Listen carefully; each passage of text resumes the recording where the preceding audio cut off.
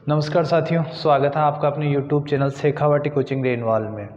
और हम लोगों की जो क्लास चल रही थी, पिछली क्लास में हम लोगों ने पढ़ा था 1857 की क्रांति के कारणों के बारे में जाना था। आज की क्लास में हम लोग ये करते हैं कि कारणों से आगे बढ़ते हैं। तो इससे पहले कि मैं आगे के चैप्टर पे बढ़ूँ, इससे पहले मैं आपको बता देता हूँ कि पहले हमने क्या क्या रिवाइज़ किया था।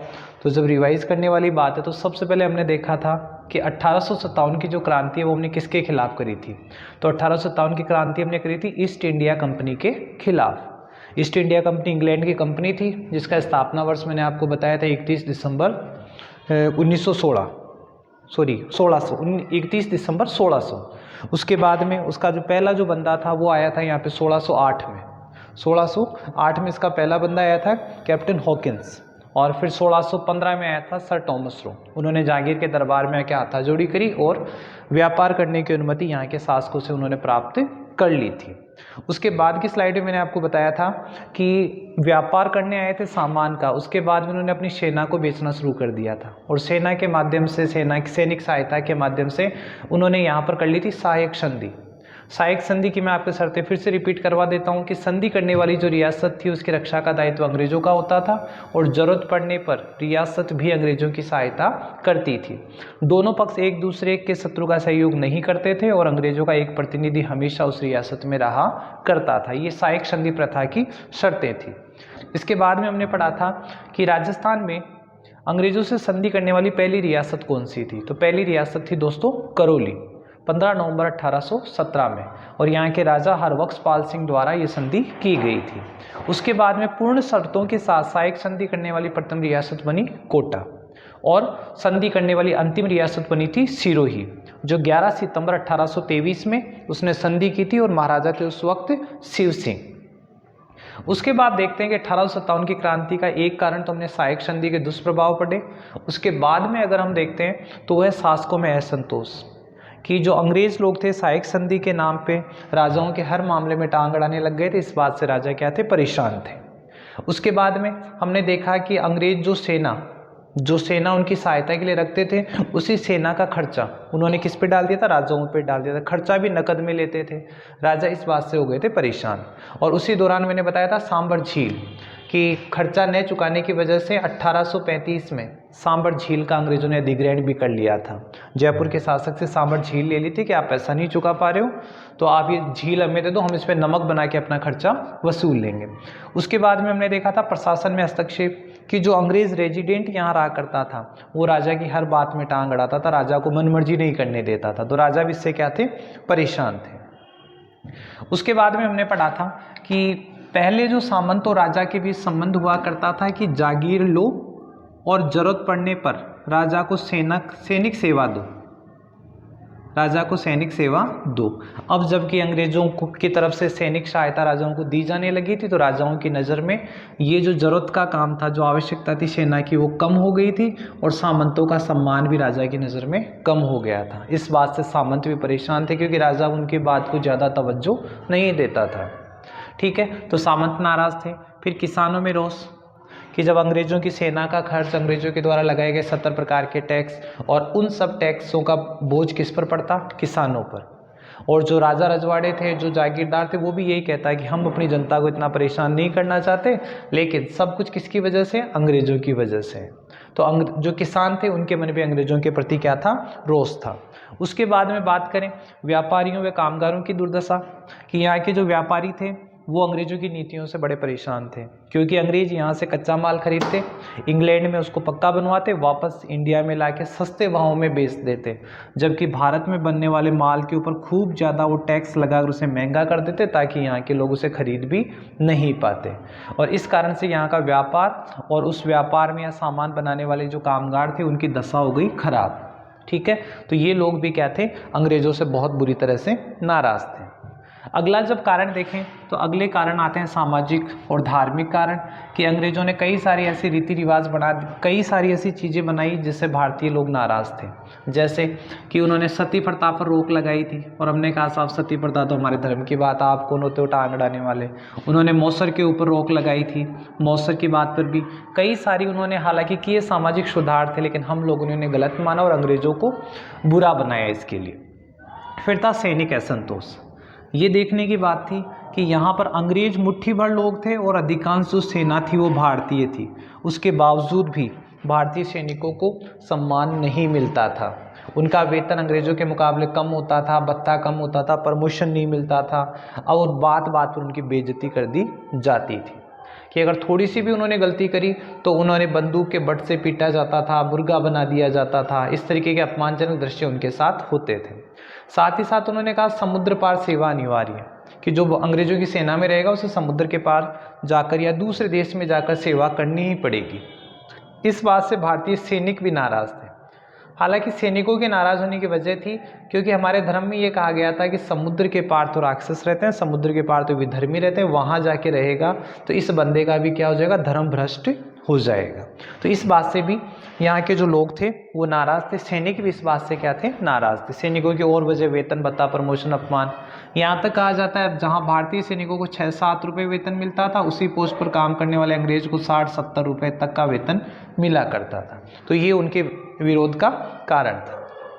अगली और सबसे लास्ट जो हमने तात्कालिक कारण पढ़ा था वो था कारतूसों की अफवाह है कि जो लॉर्ड कैनिंग थे उन्होंने पुरानी जो ब्राउन बेस राइफल थी उसकी जगह इनफील्ड राइफल का चलन शुरू किया और इस इनफील्ड राइफल में जो कारतूस भरा जाता था उस कारतूस को भरने से पहले उसके खोल को मुंह से तोड़ना पड़ता था, उसको मुंह से तोड़ना पड़ता था। अब अफवाह ये थी कि वो जो खोल है वो गाय और सूअर की चर्बी से बना है। वो किससे बना है, गाय और सूअर की चर्बी से बना है। अब गाय और सूअर की चर्बी को मुंह लगाना हिंदू और मुस्लिम दोनों के लिए ही क्या था, धर्म के खिलाफ था। तो उन्हें लगा कि अंग्रेज हमारे ही दम पर हम पर राज कर रहे हैं और हमारा ही धर्म भ्रष्ट करने पर तुले हुए हैं। तो इस बात से भी सैनिक बहुत ज़्यादा नाराज थे। अब जब सारे सैनिक सब लोग इस तरीके से नाराज थे, उसी दौरान एक घटना घट जाती है। 29 मार्च 1857 बैरकपुर पश्चिम बंगाल की एक सैनिक छावनी थी। ये एक सैनिक छावनी हुआ करती थी और उस सैनिक छावनी में मंगल पांडे नाम का एक देशभक्त सैनिक था। मंगल पांडे ने उन चर्बी वाले कारतूसों को काम में लेने से मना कर दिया। इस बात से नाराज उनके जो अधिकारी थे उन्होंने उनको गालियां दी, बहुत प्रताड़ित किया। गुस्से में आकर मंगल पांडे ने अपने जो अधिकारी थे कैप्टन बग और कैप्टन ह्यूशन, उन्हीं को गोली मार दी। और एक तरीके से बहुत बड़ी घटना थी कि अंग्रेजों की अवज्ञा करी गई और सैनिकों ने अपना जो विद्रोह था उसका रूप सामने दिखा दिया। अब मंगल पांडे को पकड़कर फांसी दे दी गई। हालांकि एक बार के लिए तो घटना तो दब गई, लेकिन आगे के लिए देखा जाए तो सैनिकों में अंदर अंदर बातें चलने लगी कि मंगल पांडे ने ऐसे कुर्बानी नहीं दी थी, बात सही थी, कि बात सही है, इसमें कुछ न कुछ तो है जो अंग्रेज हमसे छुपा रहे हैं। तो इस घटना से ये हो गया कि हर तरफ ये एक तरीके का प्रमाण हो गया था कि कुछ तो होना है, सैनिक नाराज तो है। ठीक है, तो अब इसके आगे जब हम बात करें कि इस घटना के बाद ये डिसाइड हो गया था कि कुछ तो होगा और इसी बात को समझदार लोगों ने समझा और ये सोचा कि ऐसे छोटी मोटी घटनाओं से कुछ नहीं होगा। इसके लिए हमें क्या करना पड़ेगा, एक योजना बनानी पड़ेगी, तारीख तय करनी पड़ेगी, पूरे भारत में एक साथ क्रांति होनी चाहिए। तो इसके लिए 31 मई 1857 का दिन तय किया गया कि 31 मई 1857 के दिन एक साथ पूरे भारत में क्रांति की जाएगी। और क्रांति के बाद, हालांकि क्रांति के योजनाकार की बात करें तो योजनाकार थे नाना साहब, पेशवा, अजीमुल्ला बिदूर, ऐसे जो लोग थे जिन्होंने पूरी क्रांति की रूपरेखा बनाई थी। उन्होंने ये भी डिसाइड किया क्रांति हो जाएगी, अंग्रेजों को हम लोग भगा देंगे, अंग्रेजों के बाद भारत का शासन वापस कौन, मुगल बादशाह बहादुर शाह जफर संभालेंगे। ये भी डिसाइड हो गया था। उसके बाद में कि जब निश्चित हो गया ये बादशाह बनेंगे, इस दिन क्रांति होगी, तो क्रांति का प्रचार प्रसार कैसे किया जाए। तो क्रांति की तारीख का प्रचार प्रसार करने के लिए 2 प्रतीक बनाए गए। एक प्रतीक बनाया गया रोटी, जिसे चपाती कहेंगे, और दूसरा प्रतीक था कमल का फूल। तो जो रोटी या जो चपाती थी वो बांटी जाती थी गांव-गांव में, ग्रामीणों के मध्य, ये गांव-गांव में बांटी जाती थी। और कमल का फूल जो सैनिक टुकड़ियां क्रांति में शामिल होने की इच्छा रखती थी, उनमें कमल का फूल प्रतीक के रूप में बांटा गया। तो ध्यान रखना, प्रश्न यहाँ से पूछा जा सकता है, कई बार पूछा भी गया है। रोटी क्रांति के प्रतीक के रूप में बांटा गया था, रोटी और कमल, चपाती और कमल। रोटी किनके बीच, गांव-गांव में, और कमल जो सैनिक छावनियाँ, कमल का फूल उन सैनिक छावनियों में दिया गया जिनके बारे में ये उम्मीद थी कि ये लोग क्रांति करने के लिए तैयार है। ठीक है, तो क्रांति के प्रतीक भी हो गए। इसके बाद हम बात करते हैं कि हर तरफ का माहौल यूं था, तैयारियां चल रही थी क्रांति की। उस परिदृश्य में हम देखते हैं राजस्थान की क्या स्थिति थी। यहाँ से अपनी क्लास रेगुलर वे में स्टार्ट होती, इससे पहले वाली चीज़ें रिकैप थी। तो सबसे पहले बात करते हैं राजपूताना रेजिडेंसी, ये क्या थी। भारत में गवर्नर जनरल बैठा करते थे। भारत का शासन कौन देखते थे? Governor general. और गवर्नर जनरल का एक दूत, जिसे हम लोग बोलते थे एजेंट टू गवर्नर जनरल, ये उस क्षेत्र में, जैसे मान लो राजस्थान की बात करें तो राजस्थान में रहा करता था। तो इसके लिए राजस्थान में एक ऑफिस बनाया गया था, कार्यालय बनाया गया था, जिसका नाम था राजपूताना रेजिडेंसी। और राजपूताना रेजिडेंसी 1832 में इसकी स्थापना हुई। और कहाँ हुई? अजमेर में। अजमेर में राजपूताना रेजिडेंसी की स्थापना की गई, जहाँ पर एजेंट टू गवर्नर जनरल बैठा करता था। एजेंट टू गवर्नर जनरल यहाँ रहा करता था और पूरी सैनिक छावनियों पर ध्यान देता था और गवर्नर जनरल को रिपोर्ट किया करता था। यही जो राजपूताना रेजिडेंसी है, फिर इसका अगला ऑफिस 1845 में बनाया गया। कहाँ पर? माउंट आबू में। क्योंकि अजमेर में गर्मियाँ पड़ती थी, तो गर्मियों में अंग्रेज रह नहीं पाते थे, तो उन्होंने कहा कोई ठंडा स्थान देखो। तो ठंडा स्थान उसे कौन सा मिला? माउंट आबू। तो माउंट आबू में भी इसका एक ऑफिस बना दिया गया। वैसे आज भी हम इस परंपरा का निर्वाह करते हैं। राजस्थान में जो राज्यपाल होते हैं वो गर्मियों में माउंट आबू में रहते हैं और बाकी समय कहाँ रहते हैं? जयपुर में। सॉरी, अजमेर नहीं, बाकी समय वो जयपुर में रहते हैं और गर्मियों में कहाँ जाते हैं? माउंट आबू। राजभवन माउंट आबू स्थानांतरित हो जाता है गर्मियों के दौरान। हालांकि अब कोई ऐसी बात नहीं है, क्योंकि अब तो एसी वगैरह, एयर कंडीशंस हर जगह अवेलेबल है, जाने की जरूरत नहीं पड़ती। ठीक है, तो राजपूताना रेजिडेंसी का कौन सा क्वेश्चन याद करना आपने? राजपूताना रेजिडेंसी कहाँ? अजमेर। कब स्थापित हुई? 1832। फिर 1845 में कहाँ पर? माउंट आबू। आज भी ये परंपरा चलती है। कैसे? राज्यपाल का जो ऑफिस यानी राजभवन है वो गर्मियों में माउंट आबू स्थानांतरित हो जाता है। चलिए आगे हम बात करें।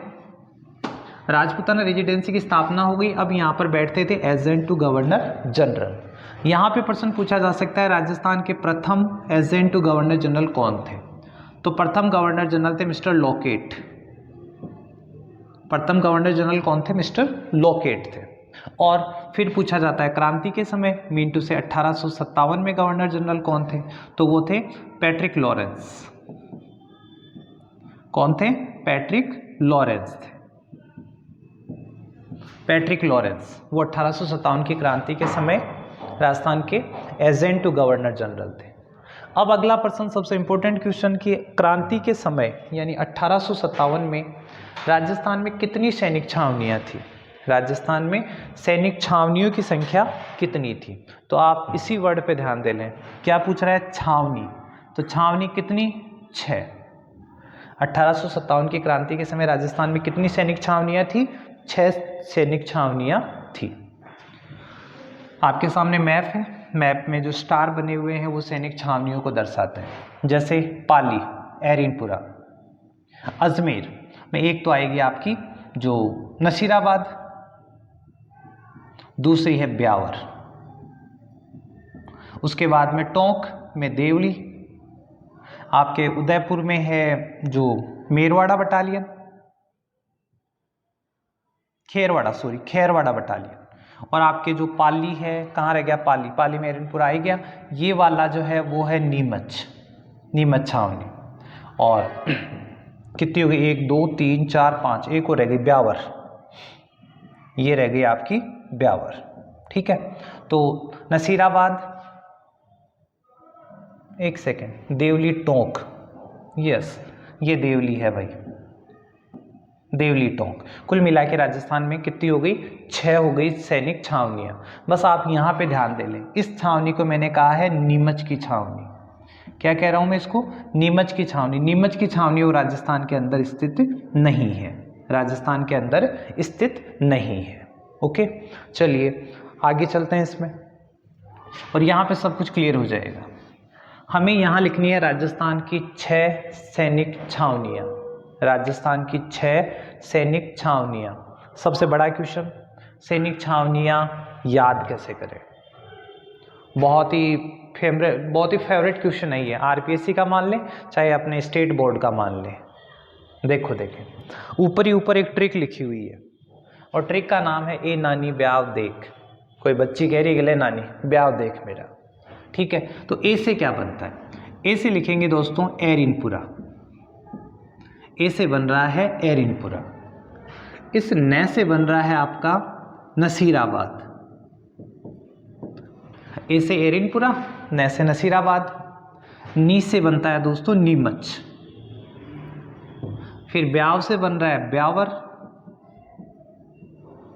और दे से बन रहा है देवली, खे से बन रहा है खेरवाड़ा। देख लो कितनी आसान ट्रिक है, ए नानी ब्याव देख, बिल्कुल सिंपल सी वर्डिंग है, ए नानी ब्याव देख। और इसमें अपने राजस्थान की 6 जो सैनिक छावनियां वो आ जाती है। कौन सी, एरिनपुरा, नसीराबाद, नीमच, ब्यावर, देवली और खेरवाड़ा। ओके, आगे बढ़ते हैं। कहाँ कहाँ पर स्थित थी ये एरिनपुरा, एरिनपुरा थी भाई पाली में, नसीराबाद अजमेर में, नीमच मध्य प्रदेश में, नीमच है मध्य प्रदेश में, ब्यावर अजमेर में, देवली टोंक और खेरवाड़ा उदयपुर। राजस्थान की सैनिक छावनियां एरिनपुरा, नसीराबाद, नीमच, ब्यावर, देवली और खेरवाड़ा कहाँ पर है, पाली अजमेर मध्य प्रदेश, अजमेर टोंक उदयपुर, ठीक है। इसके बाद बात करते हैं यहाँ पे कौन कौन सी सैनिक टुकड़ियाँ रहती थी, ये भी प्रश्न पूछा जाता है, कौन कौन सी सैनिक टुकड़ियाँ रहती थी। तो दोस्तों यहाँ पे हम देखें एरिनपुरा पाली में जो सैनिक टुकड़ी रहती थी वो थी Jodhpur lesion, Jodhpur lesion, Jodhpur lesion थी। एरिनपुरा पाली में जो सैनिक टुकड़ी थी वो थी जोधपुर लीजियन। और एक और काम का प्रश्न साथ में लिखें, इसकी स्थापना कब हुई थी, इसकी स्थापना हुई थी 1835 में। जोधपुर लीजियन की स्थापना कब हुई थी दोस्तों, 1835 में। इस प्रश्न को अभी आप याद रखना, अभी तक हालांकि नजर नहीं पड़ी है एग्जामिनर की, लेकिन पूछा जा सकता है। जोधपुर लीजियन कहाँ रहती थी, एरिनपुरा छावनी में। एरिनपुरा कहाँ पर, पाली में। स्थापना कब हुई, 1835 में। दूसरा नसीराबाद, नसीराबाद अजमेर में है। उसके बाद में नीमच, नीमच में कौन सी, हाँ नसीराबाद की देखते हैं, मेरे रेजिमेंट, यहाँ सॉरी यहाँ पर था 15वीं बंगाल नेटिव, 15वीं बंगाल नेटिव इन्फेंट्री नसीराबाद में थी। क्रांति के समय की बात करें तो 15वीं बंगाल नेटिव इन्फेंट्री कहाँ थी, नसीराबाद में थी। नीमच, यहाँ पर थी मालवा मेवाड़, मालवा मेवाड़ रेजिमेंट, मालवा मेवाड़ रेजिमेंट थी। ब्यावर अजमेर में है और यहाँ पर थी मेर बटालियन, मेर बटालियन, मेरवाड़ा बटालियन। ब्यावर में कौन सी, मेरवाड़ा बटालियन। और जो मेरवाड़ा बटालियन है दोस्तों, इसका भी अगर आपसे पूछा जाए कि इसकी स्थापना कब हुई थी, तो इसकी स्थापना कर दी थी 1822 में। कब कर दी थी, 1822 में। अब है देवली टोंक, यहां पर जो सेना थी वो थी कोटा कंटिंजेंट, कोटा कंटिंजेंट, ये देवली टोंक में। और खेरवाड़ा उदयपुर, खेरवाड़ा उदयपुर, और यहां पर थी मेवाड़ भील कोर। खेरवाड़ा उदयपुर में कौन सी थी, मेवाड़ भील कोर, मेवाड़ भील कोर, ये थी खेरवाड़ा उदयपुर में। और जब बात करें मेवाड़ भील कोर की, तो इसका भी आप स्थापना वर्ष लिख दें 1841, 1841। दोस्तों यहाँ मैं फिर से रिपीट कर देता हूँ, जिन जिन रियासतों ने राजाओं के साथ संधि की, उन्हीं के राज्य में उन्हीं के लोगों की सेना बना के रख दी अंग्रेजों ने। लोग वहीं के निवासी, वहीं का राजा चंदा देगा, वहीं का राजा उनको तनख्वाह देगा, लेकिन आदेश किसके मानते थे, अंग्रेजों के। तो इस प्रकार की 6 सैनिक छावनियां थी 1857 की क्रांति के समय। दोस्तों अब जो क्वेश्चन होने वाले हैं वो इससे भी ज़्यादा इंपॉर्टेंट है। हमें सबसे ज़्यादा पहले पूछा जाता है 1857 की क्रांति के समय राजस्थान में कितनी सैनिक छावनियां थी, जवाब होगा आपका 6। लेकिन राजस्थान में स्थित राजस्थान जो राजस्थान है, वर्तमान राजस्थान की अगर सीमा की बात करें तो वर्तमान राजस्थान में कितनी सैनिक छावनियाँ थी? अब आपका जवाब 6 नहीं होना चाहिए, आपका जवाब होगा कितना? 5। तो आखिर कौन सी सैनिक छावनी राजस्थान में नहीं थी? कौन सी सैनिक छावनी राजस्थान में नहीं थी? जो यहाँ पर मैंने आपको बताई थी, नीमच, ये मध्य प्रदेश में स्थित है। उस वक्त तो ये राजपूताना रेजिडेंसी के अंडर में आती थी, लेकिन आज की तारीख में ये कहाँ पर है? मध्य प्रदेश में है। तो जो राजस्थान के अंदर स्थित नहीं है वो कौन सी है? नीमच, ये एमपी में। ये प्रश्न भी पूछा जा सकता है। एक प्रश्न ये पूछा जा सकता है, 1857 की क्रांति के समय सर्वाधिक सैनिक छावनियाँ किस जिले में स्थित थी? सर्वाधिक सैनिक छावनियाँ किस जिले में स्थित थी? दोस्तों एक जिला अपने पास अजमेर। अजमेर में एक तो कौन सी थी आपकी? नसीराबाद। अजमेर में आ रही थी एक तो कौन सी? नसीराबाद, और दूसरी आ रही थी ब्यावर। तो अजमेर में कितनी सैनिक छावनियाँ? 2, नसीराबाद और ब्यावर। पूरे राजस्थान में कितनी सैनिक छावनियाँ? राजपूताना रेजिडेंसी के अंडर में देखें तो 6 सैनिक छावनियाँ, और उनमें से राजस्थान में कितनी? 5। एक कहाँ पर? एमपी में। तो देख लेना, जवाब 6 का भी बनता है, 5 का भी बनता है, 2 का भी बनता है। अगला प्रश्न ये होता है, 1857 की क्रांति के समय कितनी सैनिक छावनियों ने भाग लिया? कितनी सैनिक छावनियों ने क्रांति में भाग लिया? दोस्तों इसका जवाब क्या हो सकता है? भाग लेने वाली, क्रांति में भाग लेने वाली जो छावनियाँ थी वो थी केवल 4। केवल 4 सैनिक छावनियों ने 1857 की क्रांति में भाग लिया था। कौन कौन सी? देखो पहले मैं बता देता हूँ भाग नहीं लेने वाली, फिर आपके समझ में आएगा। नहीं भाग लेने वाली वो है 2, और उसको मैं बोलता हूँ बखेरवाड़ा। क्या बोलता हूँ मैं उनको? बखेरवाड़ा। अब दोस्तों आप देखें, बखेरवाड़ा से कौन सी रियासतों के नाम निकालोगे? वैसे ब्यावर और कैसे? खेरवाड़ा। ब्यावर और खेरवाड़ा। ब्यावर और खेरवाड़ा थी। इन दोनों छावनियों ने 1857 की क्रांति में भाग नहीं लिया। बाकी की 4 छावनियाँ एरिनपुरा, नसीराबाद, नीमच और देवली, इन चारों ने 1857 की क्रांति में भाग लिया। तो दोस्तों यहाँ से सबसे ज़्यादा क्वेश्चन उठाए जाते हैं, और क्वेश्चन उठाने की वजह भी है। आप ये नहीं कह सकते राजस्थान में सैनिक छावनियाँ 6 आपने बता दी, राजस्थान के अंदर 5, उसके बाद में क्रांति में भाग लेने वाली 4, भाग नहीं लेने वाली 2। कौन से जिले में ज़्यादा सर्वाधिक सैनिक छावनियाँ थी? जवाब होगा अजमेर, उसमें 2 है। कौन सी सैनिक छावनी राजस्थान के बाहर स्थित है? तो जवाब होगा आपका मध्य प्रदेश वाली नीमच छावनी। तो दोस्तों इस बिंदु को आप थोड़ा ध्यान से देखें। आगे बढ़ते हैं, और आगे बढ़ते हैं तो देखते हैं कि क्रांति के समय कुछ और चीज़ें हैं जो एग्जामिनर हमसे पूछ सकता है। सबसे पहले दिया है कि 1857 की क्रांति के समय जो अपनी प्रमुख रियासतें थी, उन प्रमुख रियासतों के राजा कौन थे, और वहाँ के अंग्रेज अधिकारी, जिन्हें आप रेजिडेंट भी कह सकते हैं, वो कौन हुआ करते थे। तो दोस्तों जो मैंने 4-5 नाम लिखे हैं वो सबसे इंपॉर्टेंट वाले हैं। जैसे मेवाड़ के उस वक्त शासक थे स्वरूप सिंह, और वहाँ के अंग्रेज अधिकारी थे कैप्टन सावर्स। अभी हमें जरूरत पड़ेगी जब नीमच में क्रांति करवाएंगे तब, ठीक है। मारवाड़ के शासक तख्त सिंह, और वहाँ पर जो अंग्रेज अधिकारी थे वो मॉकमेसन, अलग अलग नाम आते हैं इनके, तो मैकमेशन इनका नाम था। तीसरा है जयपुर में उस वक्त थे राम सिंह द्वितीय, और अंग्रेज अधिकारी हुआ करते थे ईडन। कोटा में शासक राम सिंह और अधिकारी थे बर्टन। सिरोही में राजा शिव सिंह थे, और इन्होंने उस वक्त इनके जो सैनिक अधिकारी थे, जो अंग्रेज अधिकारी थे, प्रतिनिधि थे अंग्रेजों के, वो थे मिस्टर जेडी हॉल। तो दोस्तों ये नाम भी बार बार पूछे जाते हैं, आप ढंग से इसका स्क्रीनशॉट ले सकते हैं। तब तक के लिए मैं आपको स्पेस दे देता हूँ। तो ये थे आपके कौन से? मेवाड़, मारवाड़ और जयपुर, कोटा और सिरोही। बार बार रिपीट होने वाले क्वेश्चन है, आप आराम से इसका स्क्रीनशॉट ले लें। इससे आगे बढ़ते हैं। अब कुछ एक ऐसी रियासतें जिनके शासकों के बारे में अब तक नहीं पूछा जाता था। हाँ दोस्तों, अब तक नहीं पूछा जाता था, लेकिन अभी जो अपनी 10वीं सरकारी स्कूलों में जो 10वीं कक्षा की जो किताब है, माध्यमिक शिक्षा बोर्ड की जो किताब है, उस किताब में इतनी बड़ी लिस्ट दे दी 15 राजाओं की।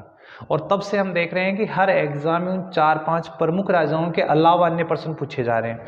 पिछली एक एग्जाम में भरतपुर के शासक जसवंत सिंह के बारे में पूछा गया, धौलपुर के शासक भगवंत सिंह के बारे में पूछा गया। हालांकि बीकानेर वाले सरदार सिंह जी का हमें पता था, टोंक वाले वजीरुद्दौला का भी हमें पता था, लेकिन ये नए प्रश्न बने हैं। और मैं आपसे कहता हूँ कि इस नए स्लैब गवर्नमेंट वाली किताब के आने से पहले इनके बारे में कोई नहीं पूछता था, किसी एग्जाम में नहीं पूछा गया था, अब पूछा जाएगा। तो मैंने आपके लिए पूरे 15 शासकों की लिस्ट तैयार करी है। तो दोस्तों यहाँ आप ध्यान दें, आपको कैसे याद रहेगा। भरतपुर का शासक जसवंत सिंह, भरतपुर का शासक जसवंत सिंह, धौलपुर का शासक भगवंत सिंह, कैसे याद करें। हमें इतना ध्यान रखना है, भरतपुर जाट रियासत थी, भरतपुर जाट रियासत थी, तो जय यहीं पे अटैच कर दो आप। जसवंत सिंह भरतपुर का शासक, धौलपुर का शासक भगवंत सिंह, बीकानेर के शासक सरदार सिंह, टोंक के शासक नवाब वजीरुद्दौला, बूंदी के शासक राम सिंह। ठीक है, आपको ये नाम दर्ज करने पड़ेंगे, अगले किसी भी एग्जाम में आपका फिर से इनसे सामना हो सकता है। ठीक है, भरतपुर जसवंत सिंह, धौलपुर भगवंत सिंह, बीकानेर सरदार सिंह, टोंक के वजीरुद्दौला और बूंदी के राम सिंह। इससे आगे चलें, अलवर के शासक विनय सिंह, जैसलमेर के शासक रणजीत सिंह, झालावाड़ के शासक पृथ्वी सिंह, प्रतापगढ़ के शासक दलपत सिंह, बांसवाड़ा के लक्ष्मण सिंह और डूंगरपुर के उदय सिंह। ये वो शासक हैं जो 1857 की क्रांति के समय सिंहासन पर आरूढ़ थे, अपने राज्य के महाराजा हुआ करते थे। तो आपको इन सारे नामों की एक बार लिस्ट बनानी चाहिए, क्योंकि अब आगामी प्रश्न इन्हीं में से पूछे जाने की पूरी संभावना है। चलिए दोस्तों आगे बढ़ते हैं। हमने देख लिया राजस्थान का पूरा परिदृश्य, देख लिया क्या चल रहा है, कितनी सैनिक छावनियाँ थी, कौन कहाँ का राजा था। अब बात करते हैं कि अब क्या होने वाला है। हम तैयारियां, क्रांतिकारियों की तरफ से पूरी तैयारियां थी। 10 मई 1857 मेरठ का सैनिक विद्रोह है।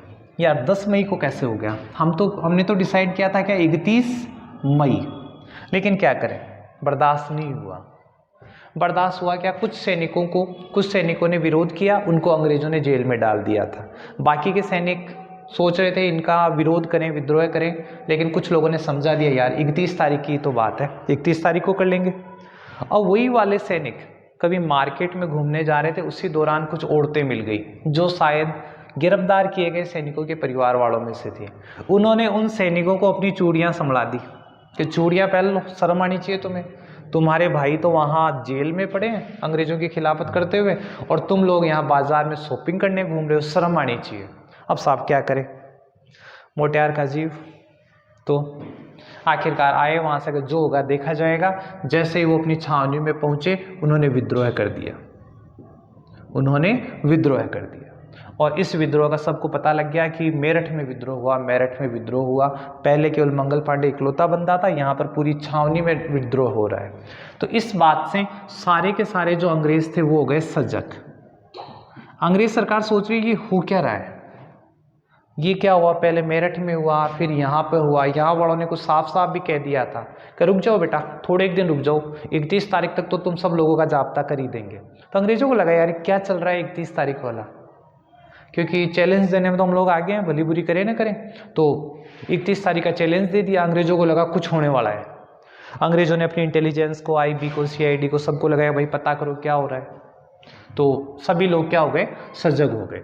अब इस विद्रोह का राजस्थान के ऊपर क्या फर्क पड़ा, इस विद्रोह का राजस्थान के ऊपर क्या फर्क पड़ा। मेरठ उत्तर प्रदेश में है, और अगर हम बात करें तो राजस्थान से बिल्कुल टच में है आपका उत्तर प्रदेश। ठीक है, तो जब मेरठ में विद्रोह होता है तो इसका प्रभाव राजस्थान पर भी पड़ना लाजमी था।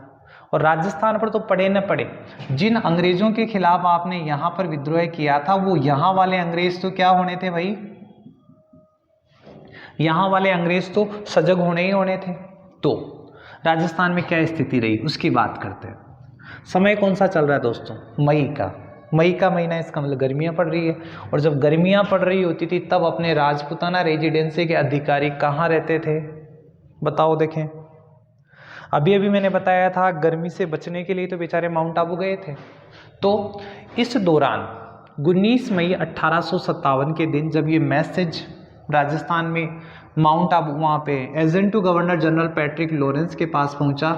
उस वक्त बंदा वो था माउंट आबू में था, क्योंकि उस वक्त राजपूताना रेजिडेंसी कहाँ चल रही थी, माउंट आबू में चल रही थी। सर्दियों की वजह से, गर्मियों की वजह से वो ठंडे स्थान पे गए हुए थे। अब बंदा वहाँ से अपना सामान सटे लेके आता है, और आते ही सबसे पहले क्या करता है, नीचे आता है और सबसे पहले सभी राजाओं से संपर्क करता है जिन्होंने इससे क्या कर रखी थी, सहायक संधि कर रखी थी। जिन जिन राजाओं ने इनसे सहायक संधि कर रखी थी उन सब राजाओं को इसने क्या किया, मैसेज किया, और मैसेज करके कहा कि राजा जी कुछ लोग पाखंड कर रहे हैं राजाओं के खिलाफ, अंग्रेजों के खिलाफ। पहली बात तो अपनी संधि हुई है, हम आपकी सहायता करते हैं, आप हमारी सहायता करोगे, तो ध्यान रखना, सतर्क रहना आप। और जब भी आपकी रियासत में इस तरीके के कोई ड्रामेबाज आए, कोई क्रांतिकारी उपद्रवी आए, सीधा गोली मार देना आप, तो उनको बिल्कुल भी लड़ाने की जरूरत नहीं है। किसी राजा ने ये कहा होगा कि साहब वो तो अपने ही लोग हैं, ऐसा थोड़ी हो सकता है। उसने साफ कह दिया अंग्रेज अधिकारी ने, देख लो हमारा कुछ नहीं बिगड़ेगा, सबसे पहले वो दुर्गति करेंगे तो आपकी करेंगे, सबसे पहले राजाओं के खिलाफ है, और अगर हम चले गए तो देख लेना पहले वाले वही मराठे आएंगे रोजाना लूटने के लिए। तो राजाओं ने कहा नहीं नहीं यार, हम तो अंग्रेज साहब आपके साथ हैं। तो राजाओं को सतर्क कर दिया, राजाओं को सौगंध दिला दी, सबको राजाओं को फिर से सौगंध दिला दी। राजाओं ने कहा हम सहयोग करेंगे। पैट्रिक लॉरेंस ने कहा खाओ हमारी सौगंध, मेरी सौगंध का क्या कह दो। तो सबको सौगंध शपथ दिला दी कि हम तो क्रांतिकारियों का बिल्कुल भी साथ नहीं देंगे, आप जैसा कहोगे वैसा हम करने के लिए तैयार हैं। तो ये पहला काम था। दूसरा काम, अब उस समय का सबसे ज़्यादा जो गोला बारूद, अंग्रेज़ों का जो सैन्य, अंग्रेज़ों का खजाना या अंग्रेज़ों के जो परिवार, अंग्रेज़ों की जो इमारतें थी, वो सारी कहाँ पर थी, अजमेर। यूँ मान लो कि अंग्रेज़ों की जो राजधानी थी उस वक्त वो कहाँ थी, अजमेर थी। तो पैट्रिक लॉरेंस धनी था राजस्थान का। भाई अंग्रेज़ों की तरफ से राजस्थान का धनी कौन था, पैट्रिक लॉरेंस। पैट्रिक लॉरेंस की जिम्मेदारी बनती थी कि वो अजमेर की सुरक्षा करे, राजधानी की सुरक्षा करे। तो राजधानी की सुरक्षा के लिए बंदे ने दिमाग लगाया। उसने दिमाग ये लगाया कि सबसे पहले तो उसने अंग्रेज सेना जो थी, अंग्रेज जो सैनिक थे उनको तैयार किया, भाई अजमेर की सुरक्षा आप संभालो। फिर ब्यावर से 2 मेर रेजिमेंट और बुला ली। मेर रेजिमेंट कहते हैं इनमें कोई देशभक्ति का जो देशभक्ति वाला कोई ऐप इनमें इंस्टॉल नहीं होता था, समझ रहे होंगे। इन लोगों को गाय की चर्बी से, सुअर की चर्बी से या फिर क्रांति से इनसे कोई लेना देना नहीं था। तो पैट्रिक लॉरेंस को लगा मेर रेजिमेंट ओके, उसको बुला लो। तो उसने अजमेर की सुरक्षा के लिए मेर रेजिमेंट बुला ली। हाँ यही नहीं, उन्होंने जो डीसा, गुजरात, डीसा शहर है गुजरात का, उस डीसा शहर से एक यूरोपीय सेना को भी मैसेज कर दिया। एक यूरोपीय सेना भी उन्होंने मंगवाई। पैट्रिक लॉरेंस ने कह दिया वहाँ पे जो अंग्रेजों की जो सैनिक टुकड़ी है उसे अजमेर भेज दो, पता नहीं सारे के सारे देशभक्त बन जाएं, सारे के सारे क्रांति कर दें। तो उन्होंने पहले तो अंग्रेज सेना को सतर्क किया, दूसरा मेर रेजिमेंट बुलाई। लगता था मेर रेजिमेंट के बारे में कि ये कोई ड्रामा करने वाले नहीं है, लेकिन फिर भी डीसा गुजरात में एक यूरोपीय सेना थी, उस टुकड़ी को बुलाया कि आप आ जाओ अजमेर की सुरक्षा के लिए। सही किया बंदे ने, अगर उसकी जगह आप और हम होते तो भी यही करते। तीसरा कदम अगले ने क्या उठाया, तीसरा कदम उठाया कि 15वीं बंगाल नेटिव इन्फेंट्री की पोस्टिंग अजमेर में होनी थी। भाई आर्मी का निश्चित ट्रैक होता है, 2 साल 3 साल के बाद पूरी की पूरी यूनिट, पूरी की पूरी रेजिमेंट जगह बदलती है। तो अब जो नसीराबाद था, नसीराबाद जो कि बिल्कुल अजमेर के नज़दीक था, तो सॉरी नसीराबाद नहीं, जो 15वीं बंगाल नेटिव इन्फेंट्री इसकी बात कर रहा था। 15वीं बंगाल नेटिव इन्फेंट्री का नंबर आ गया था कि अब इसकी पोस्टिंग कहाँ होनी है, अजमेर में होनी है। और बंदे एक आध दिन पहले ही अजमेर आके पहुंचे भी थे, अजमेर आके पहुंचे थे, सामान आमान जचाया था, घूम रहे थे यूं ही, तभी ये क्रांति वाली घटना हो गई। तो पैट्रिक लॉरेंस आया और उसने कहा यार 15वीं बंगाल नेटिव इन्फेंट्री को अजमेर जैसी इंपॉर्टेंट जगह पर रखना ठीक नहीं है। क्या सोचा पैट्रिक लॉरेंस ने कि 15वीं बंगाल नेटिव इन्फेंट्री जैसी सैनिक टुकड़ी को अजमेर में रखना ठीक नहीं है। क्यों नहीं है, क्योंकि ये 1857 की जो क्रांति है उसकी सबसे पहली घटना कहाँ घटी थी, बंगाल में घटी थी, पश्चिम बंगाल में। हमने पढ़ा था बैरकपुर पश्चिम बंगाल, मंगल पांडे वाली घटना, मंगल पांडे को फांसी भी वहीं दी गई थी। तो इन्हें लगा कि यार कहीं हो न हो इन लोगों के मन में क्रांति वाली बात हो, क्रांति के बारे में सुना हो, इनके मन में क्रांति की भावना हो, कहीं ये भड़क गए सही किया, पैट्रिक लॉरेंस ने बिल्कुल सही किया। अगर एक जिम्मेदार आदमी के तौर पे देख तो उसने सही किया था ये। लेकिन अब उसने तो सही किया, लेकिन अपने तो क्या चाहिए, बहाना चाहिए। उसने 15वीं बंगाल नेटिव इन्फेंट्री को अजमेर में पोस्टिंग होनी थी, अजमेर के बजाय कहाँ भेज दिया, नसीराबाद भेज दिया। अब गुस्सा आ गया इनको, 15वीं बंगाल नेटिव इन्फेंट्री वाले लोगों को, यार बंगाल से चल के आए हैं, अभी आए हैं, आराम नहीं किया, चाय पानी नहीं, फिर उससे पहले कह दिया सामान उठाओ नसीराबाद चले जाओ, सामान उठाओ और नसीराबाद चले जाओ। फिर भी बेचारे नाराज होकर नसीराबाद पहुंचे। नसीराबाद जैसे ही पहुंचे, वहां पे क्या प्रॉब्लम होती है, वहां जाते ही है ना दूसरी जो सैनिक टुकड़ी थी उनको कह दिया कि इनका ध्यान रखना यार थोड़ा सा, ये लोग बंगाल से आए हैं, ये लोग कहाँ से आए, बंगाल से, हो सकता है इनमें भी मंगल पांडे की आत्मा हो। तो दूसरे लोगों को इन पर पैरा बिठा दिया। अब इस बात से बहुत ज़्यादा नाराज थे। नाराज हो क्यों नहीं, आप सारे दिन काम धाम करके कहीं पहुंचो, वहाँ रेस्ट करने बैठोगे, चल दूसरी जगह जाके आ, तीसरी जगह जाके आ, यही हालत हुई इनके साथ। तो इनको नसीराबाद भेज दिया गया, और ये हो सकता है क्रांति को शुरू करने का तात्कालिक कारण भी हो सकता है। ठीक है, तो ये सारे काम किसने किए, पैट्रिक लॉरेंस ने किए, क्रांति के दौरान राजस्थान को संभालने के चक्कर में किए। अब देखते हैं क्रांति। भाई अंग्रेजों ने भी अपनी तरफ से पूरी तैयारी कर ली, और भारत वालों जो क्रांतिकारी थे उनकी भी तैयारियां पूरी हो चुकी थी। जैसे कि मैंने आपको बताया कि जो 15वीं बंगाल नेटिव इन्फेंट्री थी उसको नसीराबाद भेजे जाने से ये लोग बड़े नाराज थे। नाराज हो क्यों नहीं, ये कहते हैं यार बंगाल छोड़ के हम लोग यहाँ आ गए, और अंग्रेजों को हम पर तो क्या नहीं है, भरोसा ही नहीं है, ये तो हम पर क्या करते हैं, अविश्वास करते हैं। और अविश्वास ही नहीं, अजमेर से नसीराबाद भी भेज दो, इट्स ओके। लेकिन उसके बाद भी क्या किया, इनके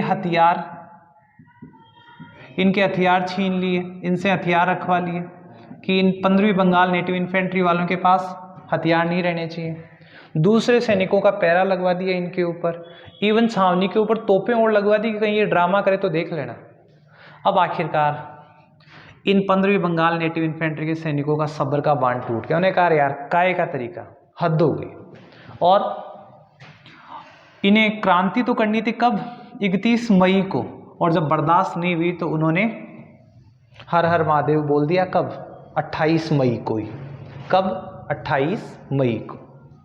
यहीं पे नया प्रश्न बन जाता है आपके लिए, राजस्थान में क्रांति की शुरुआत कब हुई, 28 मई 1857, 28 मई 1857 को, यानी क्रांति की निश्चित तिथि से 3 दिन पहले अजमेर में क्रांति हो जाती है, नसीराबाद में क्रांति हो जाती है। ठीक है, तो पहले सबसे पहले क्रांति होती है कहाँ, नसीराबाद में। कारण क्या है उसका, 15वीं बंगाल नेटिव इन्फेंट्री की नाराजगी, और बंदे वहाँ पे क्रांति कर देते हैं। क्रांति करते हैं तो वहाँ पे क्रांति का नेतृत्व करता है कौन, बख्तावर सिंह। बख्तावर सिंह का क्रांति का नेता। और इन लोगों ने क्रांति करेंगे तो क्या करेंगे, उन्होंने जो विद्रोह किया, छावनी में छावनी को लूटा, आग लगा दी, छावनी को लूट भी लिया, हथियार जो भी हथियार थे, सामान था, वो सब लूट लिया। उसके बाद में वहाँ पर जो 2 सैनिक अधिकारी थे, स्पॉटिसवुड, क्रांति के बाद उनके तो टारगेट में बस अंग्रेज थे, तो उन्होंने स्पॉटिसवुड और न्यूबरी, स्पॉटिसवुड और न्यूबरी नाम के 2 सैनिक अधिकारी थे, अंग्रेज अधिकारी, तो दोनों को गोली मार दी कि तुम्हें बहुत दिन हो गए यार हमारे ऊपर ये सब करते हुए। उसके बाद में एक कोई कैप्टन लॉक था और एक था कैप्टन हार्डी, इनको भी इन्होंने बहुत सताया, बहुत मारा पीटा, आखिरकार काम सल्ट गए यहाँ से। अब ये जो यहाँ के क्रांतिकारी थे, इन्होंने यहाँ की छावनी को लूटा, हथियार लूटे, अंग्रेजों को मारा पीटा, स्पॉटिसवुड और न्यूबरी को मार दिया, लॉक और हार्डी को, इवन प्रिचार्ड को, इन सबको इन्होंने खूब धमकाया, यहाँ से रवाना हो गए। यहाँ से रवाना कहाँ के लिए होते हैं, यहाँ से ये लोग चले जाते हैं कहाँ पर, दिल्ली की तरफ रवाना होते हैं। इनको जाना चाहिए था अजमेर।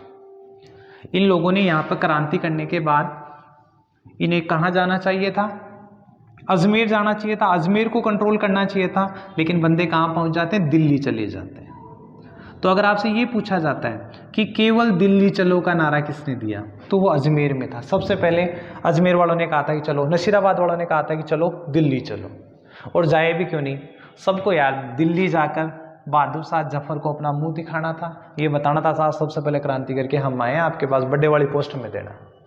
और भी कई वजह हो सकती है, क्योंकि इन लोगों को ये भी लगता था, नसीराबाद की छावनी वालों को यूँ भी लगता था कि कहीं ऐसा ना हो अजमेर में ज़्यादा बड़ी सेना हो, हम उसका सामना नहीं कर पाए। ये भी है, उनके पास लूट का सामान था, लूट का सामान ज़्यादा था, इनके साथ इनकी स्त्रियां बच्चे भी थे, तो शायद इन सब वजहों से इन्होंने अजमेर जाना ठीक नहीं समझा। लेकिन हम यूँ कह सकते हैं ये 1857 की क्रांति की शुरुआत थी जो पश्चिम इसमें नसीराबाद में हुई। हाँ, इसके बाद की घटनाएं देखें, 30वीं बंगाल नेटिव इन्फेंट्री भी वही थी, उसने भी सोचा कि मैं भी क्रांति करूं, लेकिन फिर उसको दबा दिया गया। बॉम्बे लांसर्स के सैनिकों को अंग्रेजों ने कहा कि गोली चला दो, उन्होंने गोली चलाने से मना कर दिया था। फिलहाल एग्जाम के पॉइंट ऑफ व्यू से देखें तो आपको ये याद करना है, 15वीं बंगाल नेटिव इन्फेंट्री, अजमेर के बजाय नसीराबाद, इन्होंने बख्तावर सिंह के नेतृत्व में क्रांति करी, स्कॉटिश वुड और न्यूबरी को मारा और उसके बाद में दिल्ली की तरफ रवाना हो गए। हाँ, ये थी नसीराबाद जो छावनी थी उससे संबंधित क्रांति की घटना। एक घटना मैं इसके साथ और बता देता हूँ, ये घटना तो होती है 1857। 1847 अगर आपसे इस तरीके का प्रश्न पूछ लिया जाए, डूंगजी जवाहर जी का संबंध कौन सी सैनिक छावनी से था, तो मैं बता देता हूं आपको, 1847 में दो बंदे थे, डूंगजी और जवाहर जी। ये दोनों के दोनों शेखावाटी के थे, सीकर के थे, चाचा भतीजा हुआ करते थे।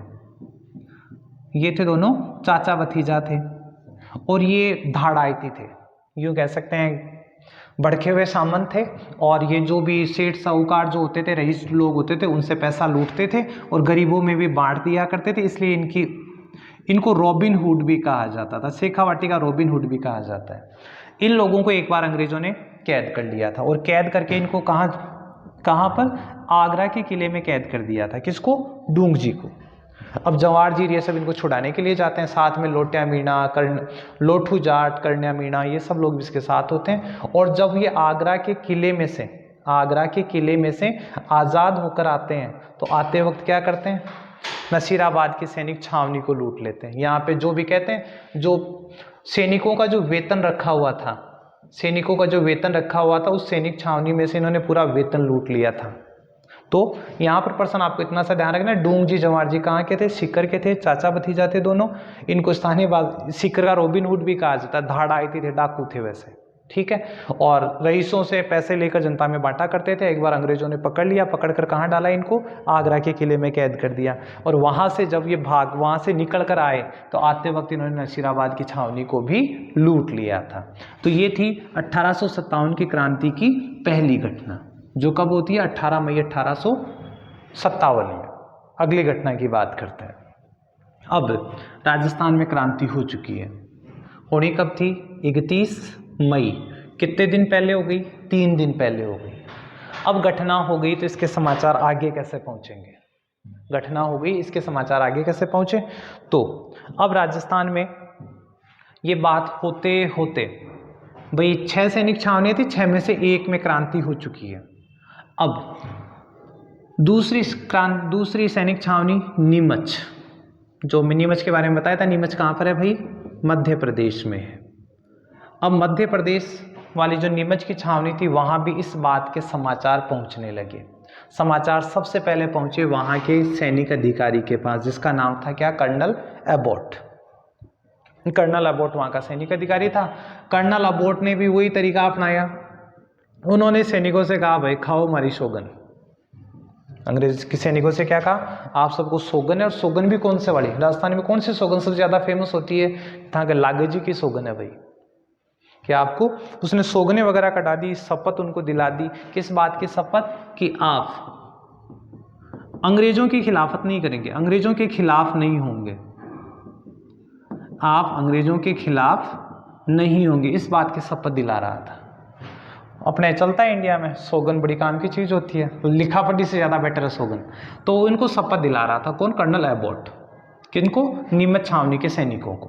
कब? बात है 2 जून की। अब इस समय अली बेग नाम का एक बंदा होता है, अली बेग नाम का एक सैनिक था, मोहम्मद अली बेग भी नाम आता है, अली बेग रियल नेम है। अली बेग नाम का सैनिक था जो यूपी का था। अली बेग नाम का सैनिक कहता है यार हम क्यों शपथ लें, तुम खुद तो कोई शपथ लेते हो और उसको मानते ही नहीं, खुद तो शपथ लेते हो और उसके बाद में क्या करते उसको तोड़ देते और हमसे शपथ, हम भी तुम्हारी कोई शपथ नहीं मानेंगे। उससे पूछते यार तेरी कौन सी शपथ नहीं मानी? तो जो बेगम हजरत महल हुआ करती थी, उसका जो लखनऊ का जो उसका जो शासन था, उसका जो राज्य था वो अंग्रेजों ने छीन लिया था कुशासन का आरोप लगाकर। इस टाइप की उसने कुछ शिकायत थी। अली बेग ने साफ साफ कह दिया तुम खुद तो सौगन मानते नहीं हो और हमसे सौगन बनवाने पे तुले, आपा तो को नहीं माना, हम तुम्हारी किसी सौगन को मानने वाले नहीं हैं। उस दिन तो कर्नल अबॉट ने अली बेग को 2 जून को तो जैसे तैसे करके पास बिठाया कि नहीं रे यार कोई बात नहीं, ऐसे वैसे तू टिक। लेकिन कर्नल अबॉट ने अपने हिसाब से मामला रफा दफा कर दिया था। लेकिन जैसे ही अगला दिन हुआ, कौन सा दिन? 3 जून। 3 जून को नीमच की छावनी में भी क्या हो गई? क्रांति हो गई। नीमच की छावनी में क्रांति हो गई। और क्रांति का नेतृत्व करता कौन है? अली बेग तो था ही था, रामचंद्र और हीरालाल। रामचंद्र और हीरालाल इनके नेतृत्व में सैनिक क्रांति करते हैं। ध्यान देना, 3 जून, क्रांति से 3 दिन पहले 3 दिन बाद, 31 तारीख से 3 दिन पहले नसीराबाद, 3 दिन बाद में जून। तो सैनिक क्रांति कर देते हैं। और जब सैनिक क्रांति करेंगे तो वही छावनी को लूटना और आगजनी, छावनी को लूटना और आगजनी। इसके बाद छावनी को उन्होंने लूट लिया, आगजनी कर दी। कई सारे जो अंग्रेज जो अधिकारी वगैरह थे कुछ मारे गए, कुछ भाग गए। अंग्रेज अधिकारी मोस्टली भाग गए थे यहाँ से। एक कैप्टन मैकडोनाल्ड हुआ करते थे वहाँ पे थे कैप्टन मैकडोनाल्ड। कैप्टन मैकडोनाल्ड ने कोशिश तो करी, उन्होंने छावनी की और जो किला था उस किले की रक्षा का असफल प्रयास किया।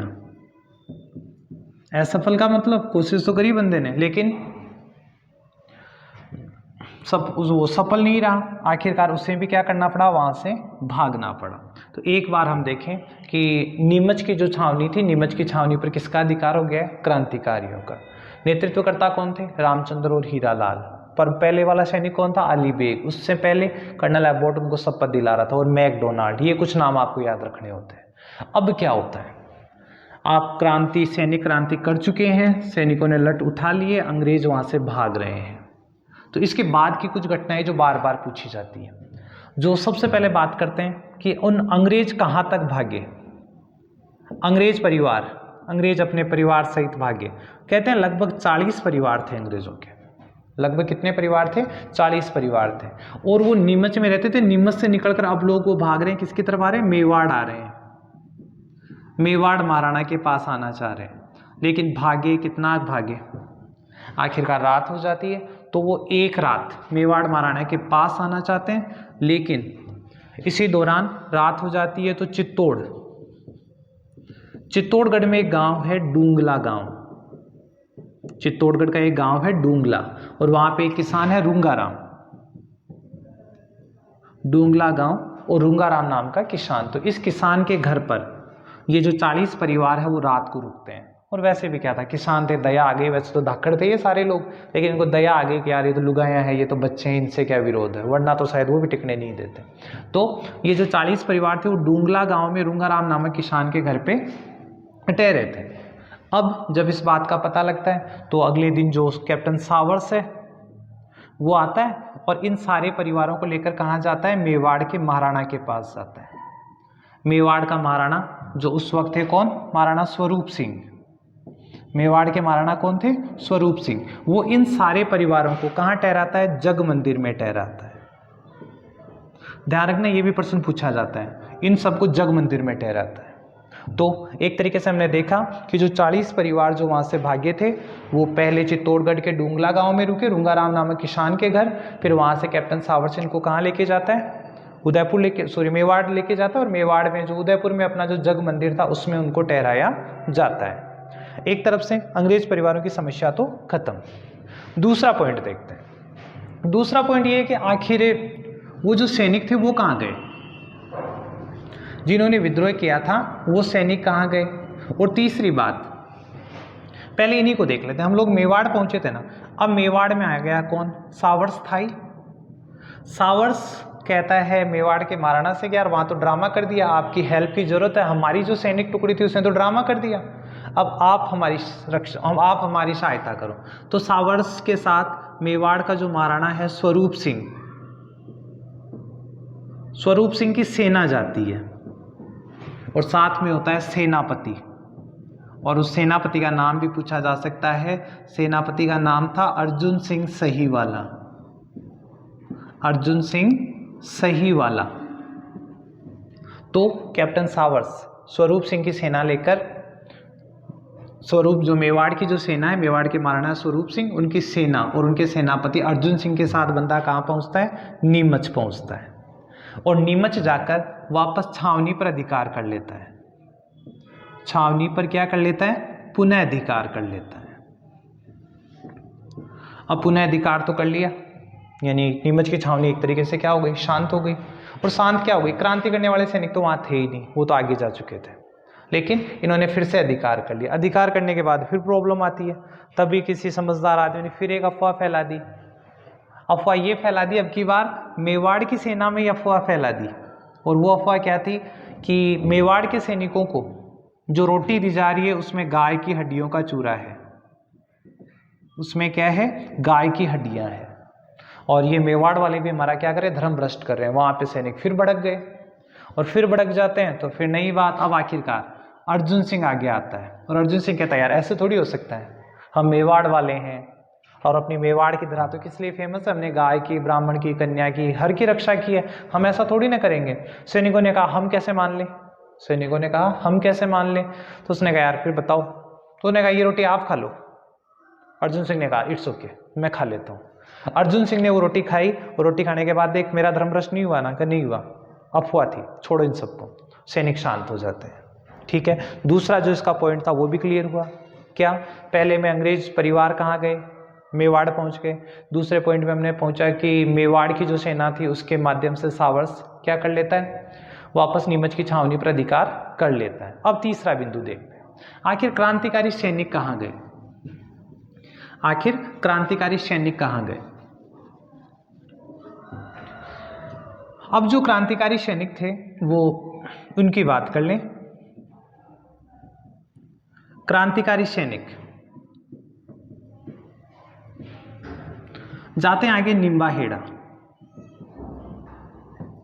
निम्बाहेड़ा जाते हैं। निम्बाहेड़ा के बाद में वो लोग जाते हैं शाहपुरा, शाहपुरा भीलवाड़ा वाला। उसके बाद वो जाते हैं देवली जो टोंक में है।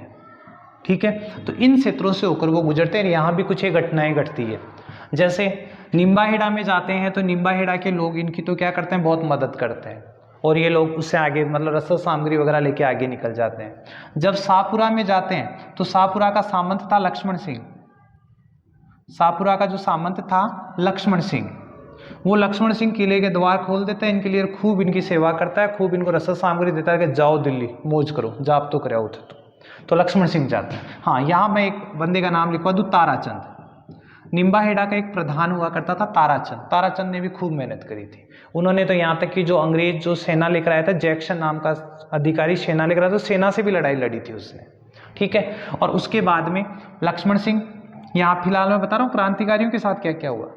फिलहाल क्रांतिकारियों के साथ बता रहा हूँ कि निम्बाहेड़ा के ताराचंद ने क्रांतिकारियों की मदद की, शाहपुरा के लक्ष्मण सिंह ने क्रांतिकारियों की मदद की, देवली टोंक में पहुंचे। हालांकि देवली जो था, देवली में कौन सी जो आपकी कोटा कंटिजेंट थी, और कोटा कंटिजेंट के सैनिक वहां नहीं थे। आखिरकार जब ये टोंक में पहुंचे तो यहाँ के भी जो सैनिक थे, इस छावनी के भी जो कुछ सैनिक थे, वो इन क्रांतिकारियों के साथ हो गए। कहाँ जाने के लिए? दिल्ली जाने के लिए। कुछ घटनाएं मैंने आपको बताई।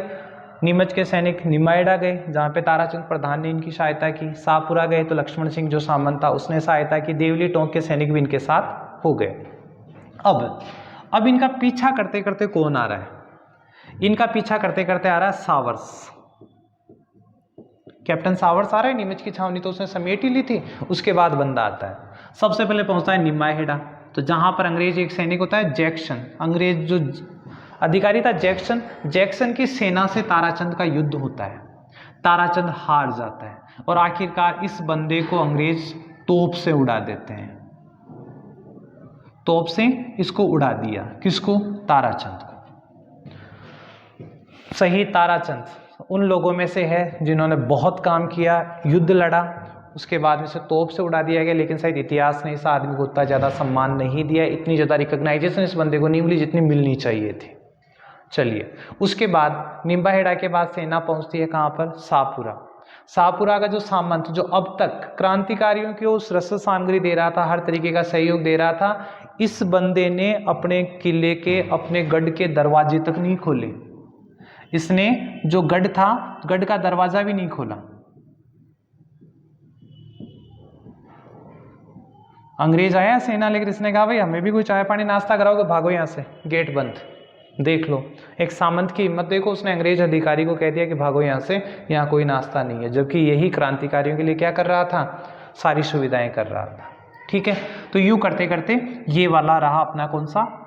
नीमच की क्रांति। 3 जून 1857 को कर्नल अबोट से शुरू हुई थी। अली बेग ने सबसे पहले चिंगारी जलाई, रामचंद्र और हीरालाल के नेतृत्व में क्रांति हुई। उसके बाद में हमने पढ़ा किस तरीके से अंग्रेज परिवार थे वो मेवाड़ आए, किस तरीके से अंग्रेजी सेना नीमच गई और किस तरीके से नीमच के सैनिक आगे बढ़े, किन किन लोगों ने उनको सहयोग दिया। तो दोस्तों ये था 1857 की क्रांति का दूसरी घटना, जिसे हम नीमच की क्रांति के नाम पर पढ़ते हैं। 3 जून 1857, 31 मई को होना था। 31 से 3 दिन पहले 28 मई और 3 दिन बाद 3 जून। ये सीन रहा अपने राजस्थान में 1857 की क्रांति का। क्रांति का अगला केंद्र,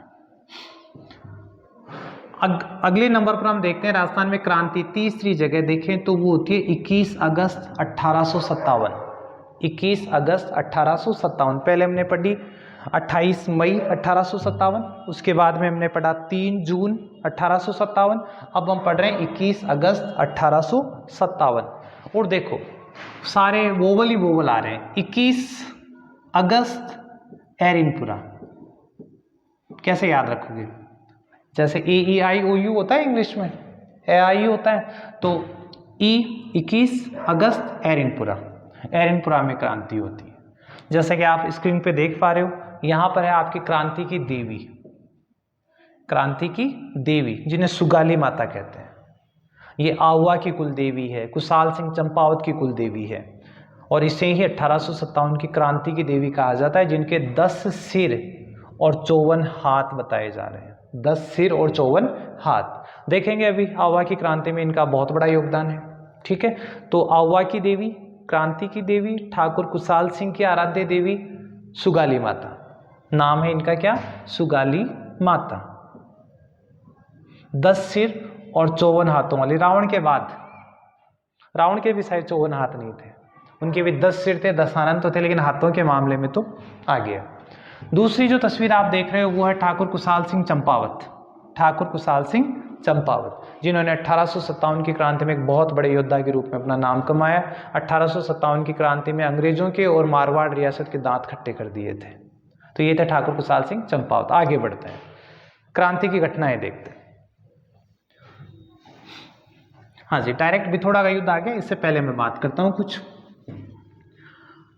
हमने बात करी कि एरिनपुरा में क्रांति हुई। क्रांति कहाँ हुई? एरिनपुरा। कब हुई? 21 अगस्त। एरिनपुरा कहाँ पर है? पाली में है। कौन सी सैनिक टुकड़ी यहाँ पर रहती है? यहाँ पर रहा करती थी जोधपुर लीजियन। यहाँ पर जो सैनिक टुकड़ी थी वो कौन सी थी? जोधपुर लीजियन थी। और जोधपुर लीजियन की स्थापना वर्ष मैंने आपको बताया था 1835। जोधपुर लीजियन 1835 में इसकी स्थापना हुई थी। और इसी सेना की एक टुकड़ी माउंट आबू, इसी सेना की एक टुकड़ी माउंट आबू में भी थी, जो उनकी जो राजपूताना रेजिडेंसी की रक्षा में लगी हुई थी। यहाँ पर जो मोस्टली जो सैनिक थे उनको पूर्बिया सैनिक बोलते थे। वो सैनिक क्या कहलाते थे? पूर्बिया सैनिक कहलाते थे। जब हर तरफ क्रांति का पता लगा, बाकी लोगों को तो पता नहीं लगा था, लेकिन जो माउंट आबू में जो राजपूताना रेजिडेंसी की रक्षा कर रहे थे, उन सैनिकों को तो पता लग गया कि यार अचानक से ये पैट्रिक लॉरेंस भाग के क्यों गया है, आखिर हो क्या रहा है। तो इनको पता लगा रहे कि यार हम तो यहाँ अंग्रेजों की रक्षा में, अंग्रेजों की सेवा में लगे हुए हैं, और वहाँ पर अपने बाकी के भाई क्या कर रहे हैं? क्रांति कर रहे हैं। तो सबसे पहले ये जो लगभग 80-90 सैनिक थे जो माउंट आबू में कार्यरत थे, इन्होंने वहीं से क्रांति की शुरुआत कर दी। इन्होंने वहाँ के जो बंगले वगैरह थे उनको लूटपाट के खत्म कर दिया। कई सारे अंग्रेज अधिकारी वहाँ से भाग गए। अब ये सैनिक वापस अपनी मूल बटालियन में आते हैं, और मूल बटालियन कौन सी थी? जोधपुर लीजियन। जोधपुर लीजियन में आते हैं और जोधपुर लीजियन में आके अपने बाकी लोगों से कहते हैं, बाकी सैनिकों से कहते हैं, अरे भाई किस काम में लगे हुए हो? अंग्रेजों की गुलामी करने में। हम माउंट आबू से हैं, हमने वहाँ देखा है कि पैट्रिक लॉरेंस की तो हालत ख़राब हो रखी है। वहाँ नीमच में क्रांति हो गई, वहाँ पर अपने अजमेर में क्रांति हो गई, हमने भी माउंट आबू वालों का जाब्ता कर दिया, और तुम लोग यहाँ छोड़ो ये सब, अंग्रेजों को भगाने का टाइम है। तो साहब सारे के सारे सैनिक मान गए इस बात को, और सारे सैनिक माने और उन्होंने वही तरीका, क्रांति कर दी।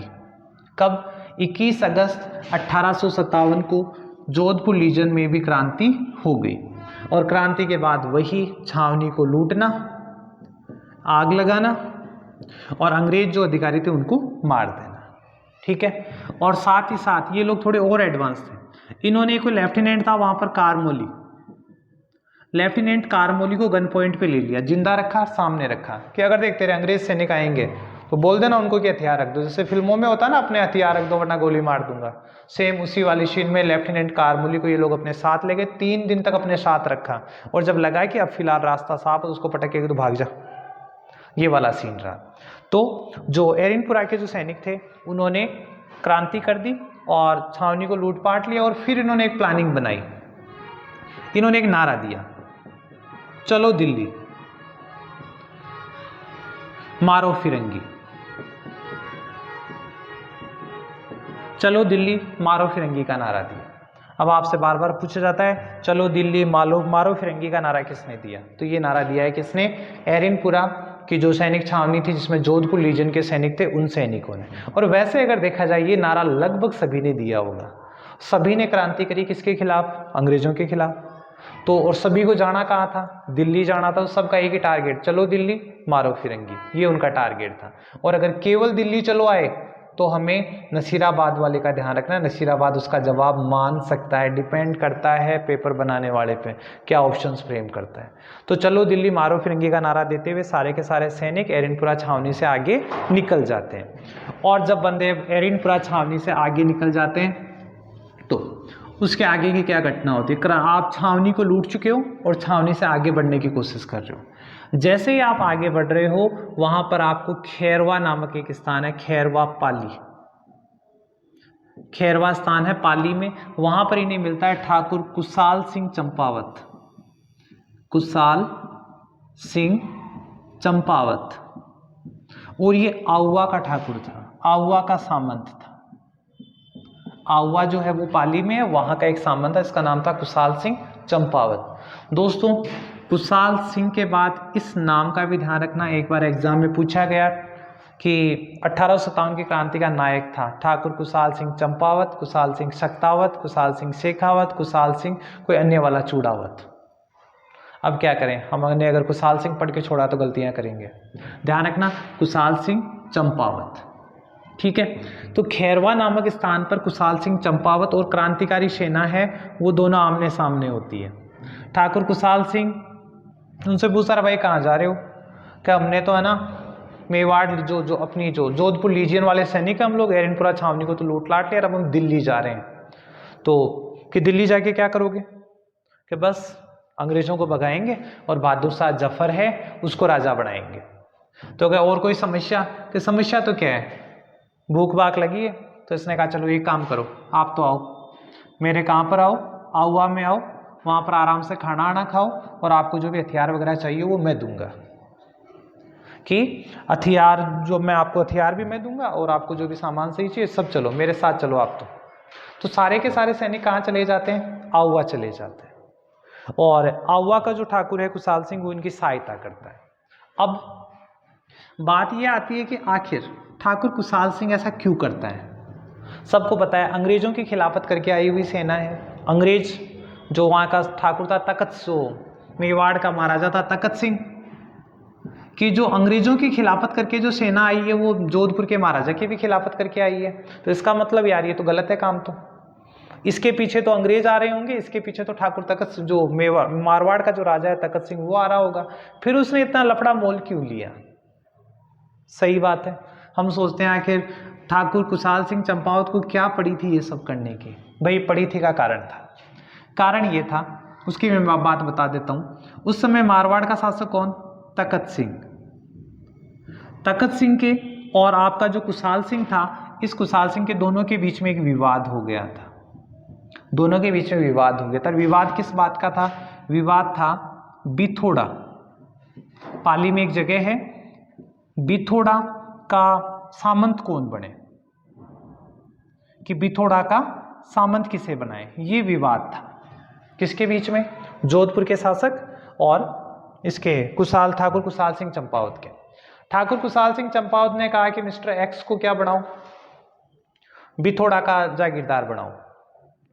और क्योंकि जो ठाकुर कुशाल सिंह थे वो काफी जमींदारों में या कहीं सामंतों में एक ऊंची पदवी को धारण करते थे। उन्होंने कहा कि नहीं, किसको बनाओ? मिस्टर एक्स को बनाओ। तो जो अपने ठाकुर, जो यहाँ के राजा थे मारवाड़ के, तखत सिंह, ने कहा यार तेरे से पूछूंगा क्या। उसने किसको बना दिया? कानजी नाम के एक आदमी को क्या बना दिया? बिथोड़ा का सामंत बना दिया, बिथोड़ा का जागीरदार बना दिया। अब लड़ाई किसके बीच में? ये एक तरीके से स्वाभिमान की लड़ाई होगी। तो जो कुशाल सिंह था वो जाता है और जाके कानजी को ही मार देता है। क्या यार, तुझे राजा ने बनाया ना, मैं बनाता हूं तुझे सामंत। तो वो क्या करता है? कानजी को मार देता है। अब कानजी को मार दिया तो इधर तखत सिंह नाराज, तखत सिंह कुशाल सिंह से नाराज। क्या उसकी कुशाल सिंह की इतनी हिम्मत? तो उसने कहा कुशाल सिंह का जाब्ता तो मैं करता हूं। तो अब आपने देखा कि जब इतनी बड़ी गलती ये कर चुका था तो तखत सिंह तो बिल्कुल नाराज था ही। किससे? कुशाल सिंह से। और वो किसी भी वक्त सेना लेकर आ सकता था। किसको? कुशाल सिंह से युद्ध करने के लिए, कुशाल सिंह को दंड देने के लिए। अब कुशाल सिंह जा ही रहा था चिंता ही चिंता में, तभी उसे रास्ते में कौन मिल गए? सैनिक मिल गए। अरे कि यार नेकीर पूछ मुझे युद्ध तो करना पड़ेगा, तखत सिंह से युद्ध तो करना पड़ेगा, और अगर मेरे पास इतनी बड़ी सेना होती है तो मैं काम जचा लूंगा अपना। तो समझ में आ गई बात कि क्या वजह थी ठाकुर कुशाल सिंह ने उन क्रांतिकारियों का नेतृत्व करना स्वीकार किया। इसलिए क्या? क्योंकि कुशाल सिंह को खुद को भी जरूरत थी। ठीक है, तो यहाँ पे हम इस लेवल तक पहुंच चुके थे कि ठाकुर कुशाल सिंह क्रांतिकारियों को अपने यहाँ ले जाता है और आराम से खाना ना खिलाता है, हथियार वगैरह दे देता है। अब इस बात का पता किसको लगता है? भाई आपने क्रांति कर दी, आपने छावनी को लूट लिया, आपने सब कुछ कर लिया, क्या अंग्रेज चुपचाप बैठे रहेंगे? जी नहीं, अंग्रेज चुपचाप नहीं बैठेंगे। अंग्रेजों में वहाँ का अधिकारी कौन था? तो एक अंग्रेज सैनिक अधिकारी, मारवाड़ के महाराणा की बात कर लेता हूँ। वहाँ का महाराज तखत सिंह अपनी सेना भेजता है। तखत सिंह की सेना, और उस सेना का सेनापति कुशलराज सिंघवी, साथ में एक किलेदार था ओनाड सिंह। किलेदार कौन? ओनाड सिंह। और साथ में अंग्रेज अधिकारी था कैप्टन हीथकॉट। ये सारे लोग, सारे में जोधपुर की सेनापति कौन? कुशलराज सिंघवी, और किलेदार ओनाड सिंह, और कैप्टन हीथकॉट, ये सेना लेकर आते हैं। और सेना लेकर आते हैं बिथोड़ा नामक स्थान पर। इनका युद्ध होता है किससे? ठाकुर कुशाल सिंह और जो आपके क्रांतिकारी थे उनके मध्य। और कब होता है? 8 सितंबर 1857। 8 सितंबर 1857 को जोधपुर की सेना, जो कुशलराज सिंघवी के नेतृत्व में आई थी, ओनाड सिंह किलेदार के नेतृत्व में आई थी, और कैप्टन हीथकॉट के नेतृत्व में आई थी, उनका सामना बिथोड़ा नामक स्थान पर कुशाल सिंह चंपावत और क्रांतिकारी सेना से होता है।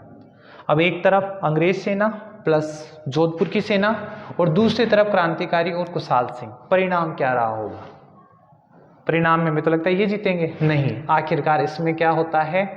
क्रांतिकारी विजयी होते हैं।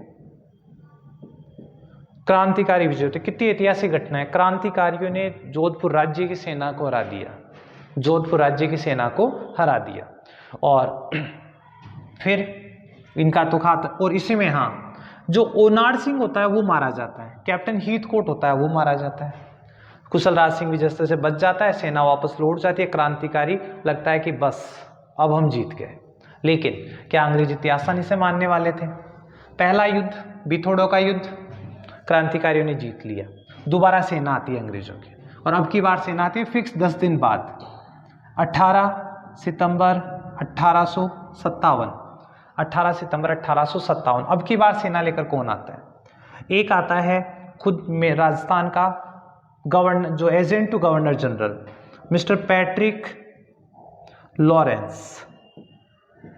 कौन? पैट्रिक लॉरेंस आता है। साथ में मॉक मैनसन, जो मेवाड़ का जो अपना पॉलिटिकल एजेंट, जो अंग्रेज अधिकारी था, वो मॉक मैनसन आता है। क्योंकि स्थानीय लोगों ने तो कह दिया था भाई साहब हम तो नहीं जाएंगे, बहुत बुरी हालत है वहां पे।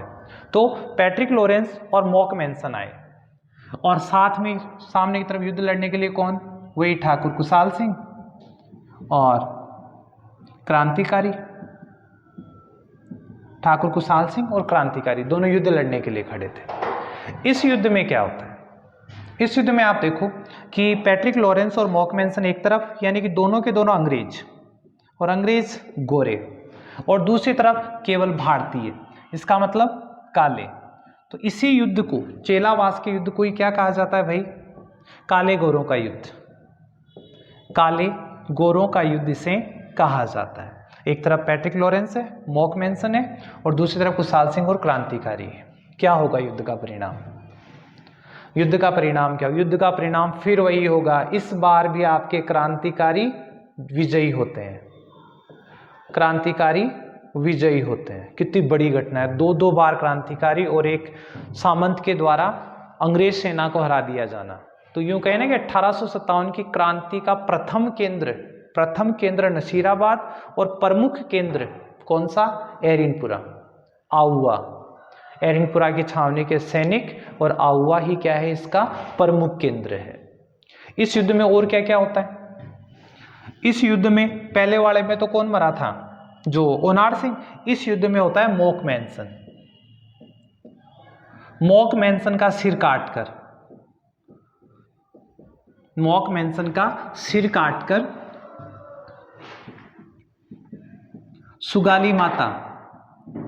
सुगाली माता को भेंट कर किले पर लटका दिया जाता है। किले पर लटकाया। जो मॉक मैनसन, जो अंग्रेज अधिकारी था, उसका सिर काटा और सुगाली माता को भेंट किया कि ले माता, एक दुष्ट का सिर लाए हैं तेरे लिए, और फिर उसको किले के ऊपर टांग दिया। और आज भी वहाँ के गीतों में चलता है। आज भी वो लोग कहते हैं, उनके जो लोकोक्ति है, ढोल बाजे चंग बाजे भलो बाजे बाकियो। ढोल बाजे चंग बाजे भलो बाजे बाकियो। और आगे बंदे क्या कहते हैं? मॉक मैनसन को सिर काट किला माथे टांगियो। किला माथे टांगियो। तो यूं कहें कि बहुत ही भयंकर दो युद्ध हुए। दोनों युद्धों में हर बार कौन जीता? क्रांतिकारी जीते। आसपास में बड़ा भयंकर डर बैठ गया कि पता नहीं यार, इन आउवा वालों के पास क्या है, इन क्रांतिकारियों के पास क्या है, इस ठाकुर कुशाल सिंह चंपावत के पास क्या है कि हर बार युद्ध जीतता है, हर बार युद्ध जीतता है। और देख लो, मॉक मैनसन को हरा दिया, काले गोरों का युद्ध भी उसने जीत लिया, सब कुछ किया, दो लगातार युद्ध जीतना। अब आसपास की तो कोई सेना जाने के लिए तैयार नहीं आउवा में। सबको लगता था, सब लोगों को यही लगता था कि, एक सेकंड, टेक्निकल टीम देखे भाई। हाँ जी, तो बात चल रही थी अपने कि किस तरीके से जो भिथोड़ा का युद्ध और चेलावास का युद्ध जीत जाने के बाद जो क्रांतिकारी थे और आउवा जो ठाकुर था, उसकी प्रसिद्धि चारों तरफ फैल गई थी और हर तरफ डर बैठ गया था कि आखिर क्या है, ऐसा क्या है उस आउवा में कि अंग्रेज उसको नहीं जीत पाए। लोगों ने कहा कि भाई वहाँ पर क्या है? सुगाली माता है। और आपने देखा है कि सुगाली माता, उसके 10 सिर हैं और 54 हाथ हैं। जब युद्ध करते हैं तो वो खुद सुगाली माता आती है वहाँ युद्ध करने के लिए, इसलिए कोई वहाँ जाने के लिए तैयार नहीं। आसपास के कई राजाओं को अंग्रेजों ने कहा कि यार सेना भेजो और उसको दबाओ, सेना भेजो उसको दबाओ, लेकिन कोई जाने के लिए तैयार नहीं। अब क्या होता है कि आखिरकार जब कोई आने के लिए तैयार नहीं तो फिर अब अंग्रेज ऐसे पीछे तो नहीं हट सकते थे। लिखें आप 20 जनवरी 1858, 20 जनवरी 1858 एक अंग्रेज अधिकारी होता है कर्नल होम्स, एक विशाल सेना लेकर आता है। और आहुआ पर आक्रमण करता है कब? 20 जनवरी 1858 को। और उस वक्त आहुआ की हालत क्या थी? आहुआ की हालत ये थी कि अधिकांश जो क्रांतिकारी थे वो बात करें, अधिकांश क्रांतिकारी ठाकुर शिवनाथ सिंह के नेतृत्व में, शिवनाथ सिंह के साथ दिल्ली जा चुके थे। कहाँ जा चुके थे? दिल्ली जा चुके थे। अब वैसे देखा जाए तो हम यूँ कहें कि आहुआ में कोई क्रांति करने वाला या कोई लड़ने वाला सैनिक ही नहीं बचा था। फिर भी कर्नल होम्स आक्रमण करता है, और आक्रमण करता है तो उस आक्रमण का सामना पहले कौन करते हैं? आहुआ के ठाकुर कुशाल सिंह करते हैं। अब कुशाल सिंह को लगता है कि नहीं, इतनी बड़ी सेना का हम लोग सामना नहीं कर सकते, तो आहुआ ठाकुर कुशाल सिंह अपने भाई पृथ्वी सिंह को किला सौंपकर खुद वहां से चले जाते हैं। पृथ्वी सिंह है वो कर्नल होम्स से युद्ध करता है, और युद्ध में पृथ्वी सिंह शहीद हो जाता है, और कर्नल होम्स अब इतनी भयंकर मारकाट आहुआ में बचाता है कि वहाँ पे स्त्री, बच्चे, बूढ़े तो क्या, इवन पेड़ पौधे तक उन्होंने काट डाले थे, क्योंकि अंग्रेजों को 2-2 बार हराना, उनको सबक सिखाना जरूरी था। कर्नल होम्स भयंकर मारकाट करता है, और इस मारकाट के बाद हम देखते हैं कि जो कर्नल ये थे ना, कुशाल सिंह जी यहाँ के बाद चले जाते हैं कहाँ? जो सलूम्बर के जो ठाकुर थे उनके पास चले जाते हैं, और कई दिनों तक भूमिगत रहते हैं। भूमिगत रहने के बाद अब एक दिन नीमच की छावनी में जाकर स्वयं क्या कर देते हैं? आत्मसमर्पण कर देते हैं। जो अपने ठाकुर कुशाल सिंह चंपावत थे वो यहाँ से तो भूमिगत होकर निकल गए थे, लेकिन उसके बाद एक दिन वो आत्मसमर्पण करते हैं। ये भी आपके लिए काम का प्रश्न हो सकता है कि ठाकुर कुशाल सिंह चंपावत ने आत्मसमर्पण कहाँ किया था? तो आत्मसमर्पण किया था उन्होंने नीमच की छावनी में जाके कहा कि मैं आत्मसमर्पण करता हूँ। कहा आप कौन? कि मैं ठाकुर कुशाल सिंह चंपावत। ये भी हो सकता है कि हाँ भाई मैं वही हूँ। आखिरकार बंदे ने वहाँ पे आत्मसमर्पण कर दिया। आत्मसमर्पण करने के बाद अंग्रेजों ने एक टेलर कमीशन बनाया। एक क्या बनाया? Taylor commission. और टेलर कमीशन से कहा कि आप जांच करो ठाकुर कुशाल सिंह को क्या सजा दी जाए, कितना बड़ा अपराधी है। और देखते हैं काफी बड़ी जांच के बाद ठाकुर कुशाल सिंह चंपावत को अप्रत्याशित तौर पर बाइज्जत बरी कर दिया गया।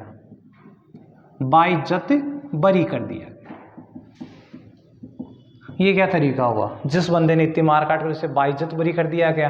कुछ भी कहो साहब, कुशाल सिंह गजब का बंदा था। कह दिया अगले साहब मेरी आपसे क्या लड़ाई थी, वो सैनिक मेरे पास आ गए, अगर मैं उनकी हेल्प नहीं करता वो मुझे मार देते। मेरी तो लड़ाई ठाकुर तखत सिंह से थी जो मारवाड़ के महाराजा थे, आपसे कोई लड़ाई। आखिरकार हाथाजोड़ी करी बंदे ने और बाइज्जत भरी हो गए। हाँ, एक चीज मैं भूल गया आपको बताना कि सुगाली माता का क्या हुआ। जो सुगाली माता थी, जो आहुआ की कुल देवी थी, जब आहुआ के सारे सैनिक मारे जा चुके थे, आहुआ को अंग्रेज जीत चुके थे, तो उन्होंने कहा ऐसे पाड़नी पड़ेगी, फटाफट इस सुगाली माता को उठाओ यहाँ से। अगर सुगाली माता को पता लग गया कि हमने फिर आक्रमण किया तो कहीं फिर से अपने 54 हाथों से तलवार चलाना शुरू नहीं करते, तो वो सुगाली माता को बंदी बनाकर बेड़ियों में जकड़कर बेइज्जत करते हुए सबसे पहले उन्होंने उसको अजमेर लेकर आए और अजमेर की जेल में रख दिया और कहा भाई अगर किसी में दम हो तो आके छुड़वा ले। तो कई दिनों तक ये अजमेर की जेल में रही। अजमेर के बाद इन्हें पाली संग्रहालय में फिलहाल इनको स्थापित कर दिया गया, पाली संग्रहालय में।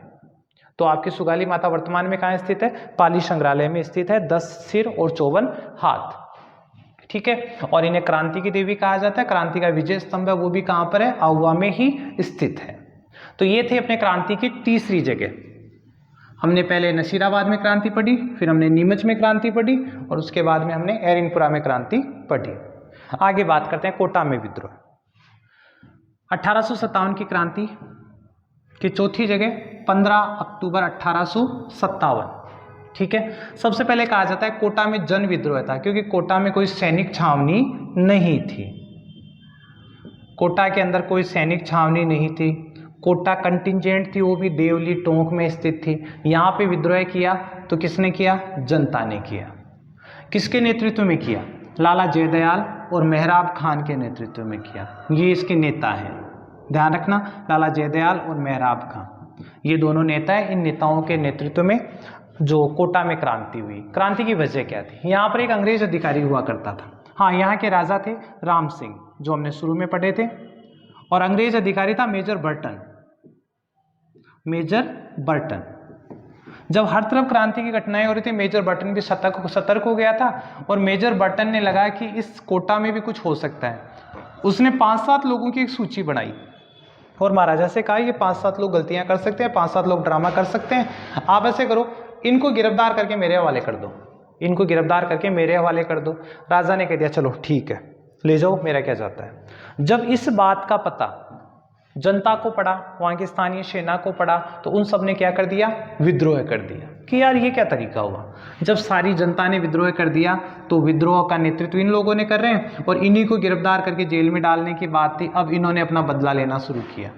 सबसे पहले इन्होंने जो राम सिंह था, राम सिंह को महल में कैद कर दिया।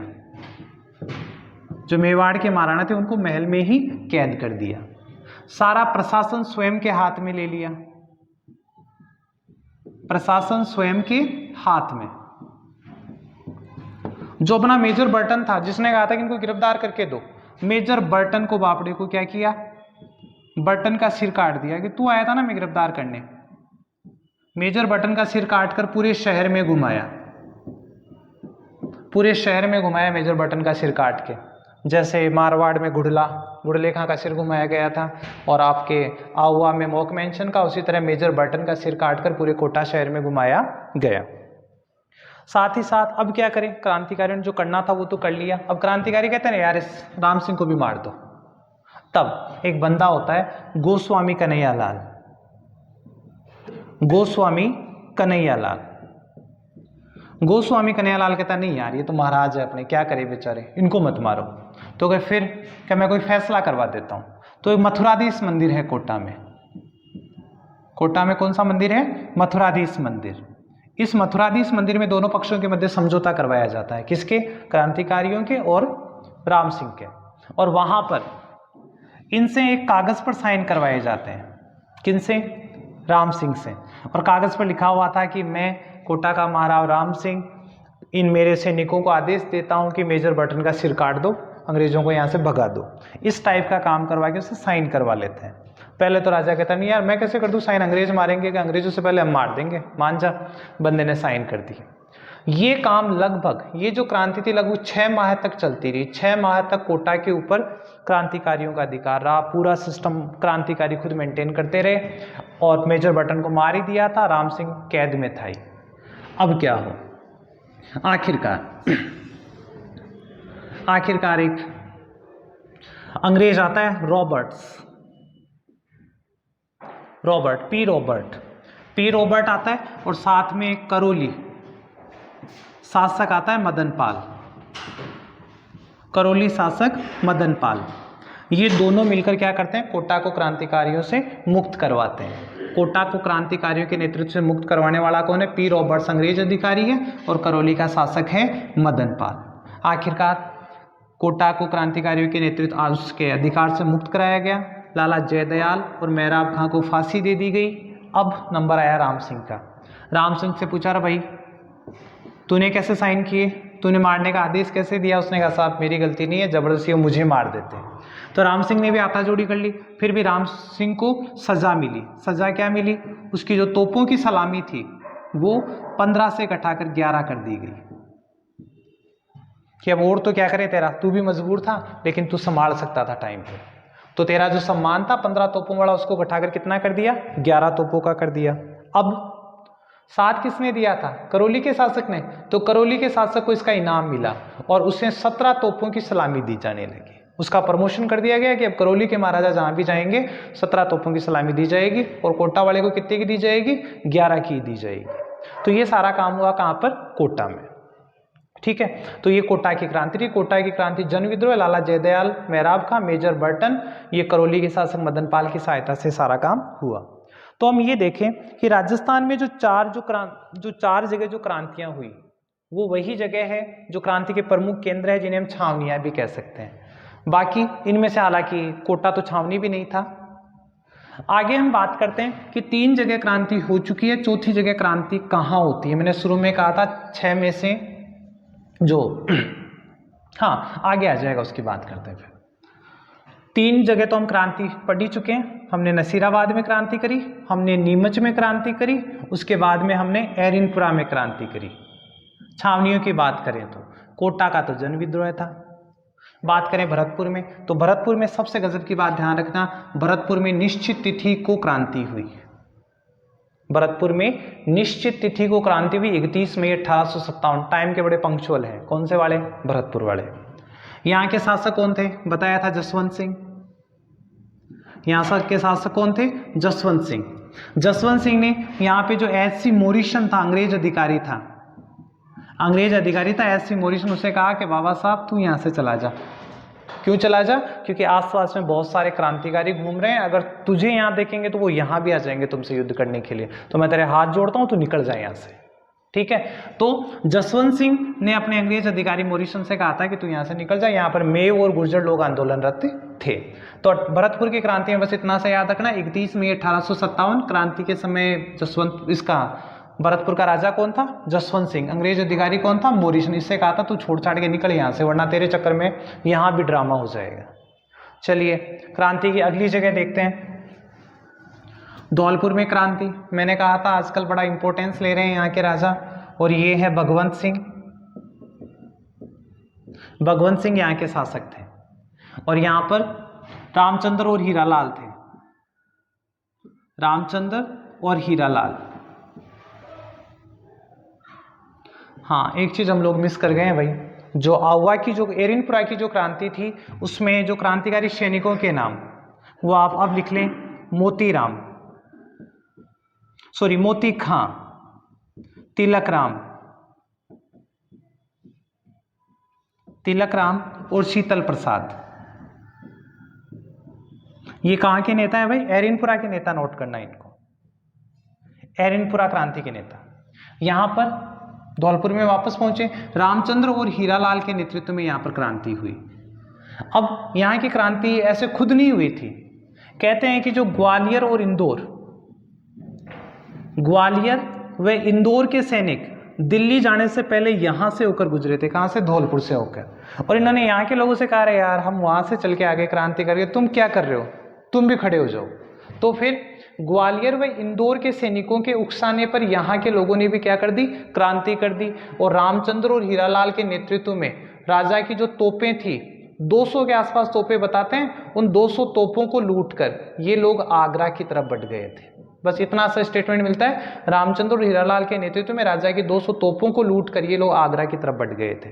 एक प्रश्न क्या बना कि यहाँ पर क्रांति किनके द्वारा की गई? बाहरी लोगों के द्वारा। कौन?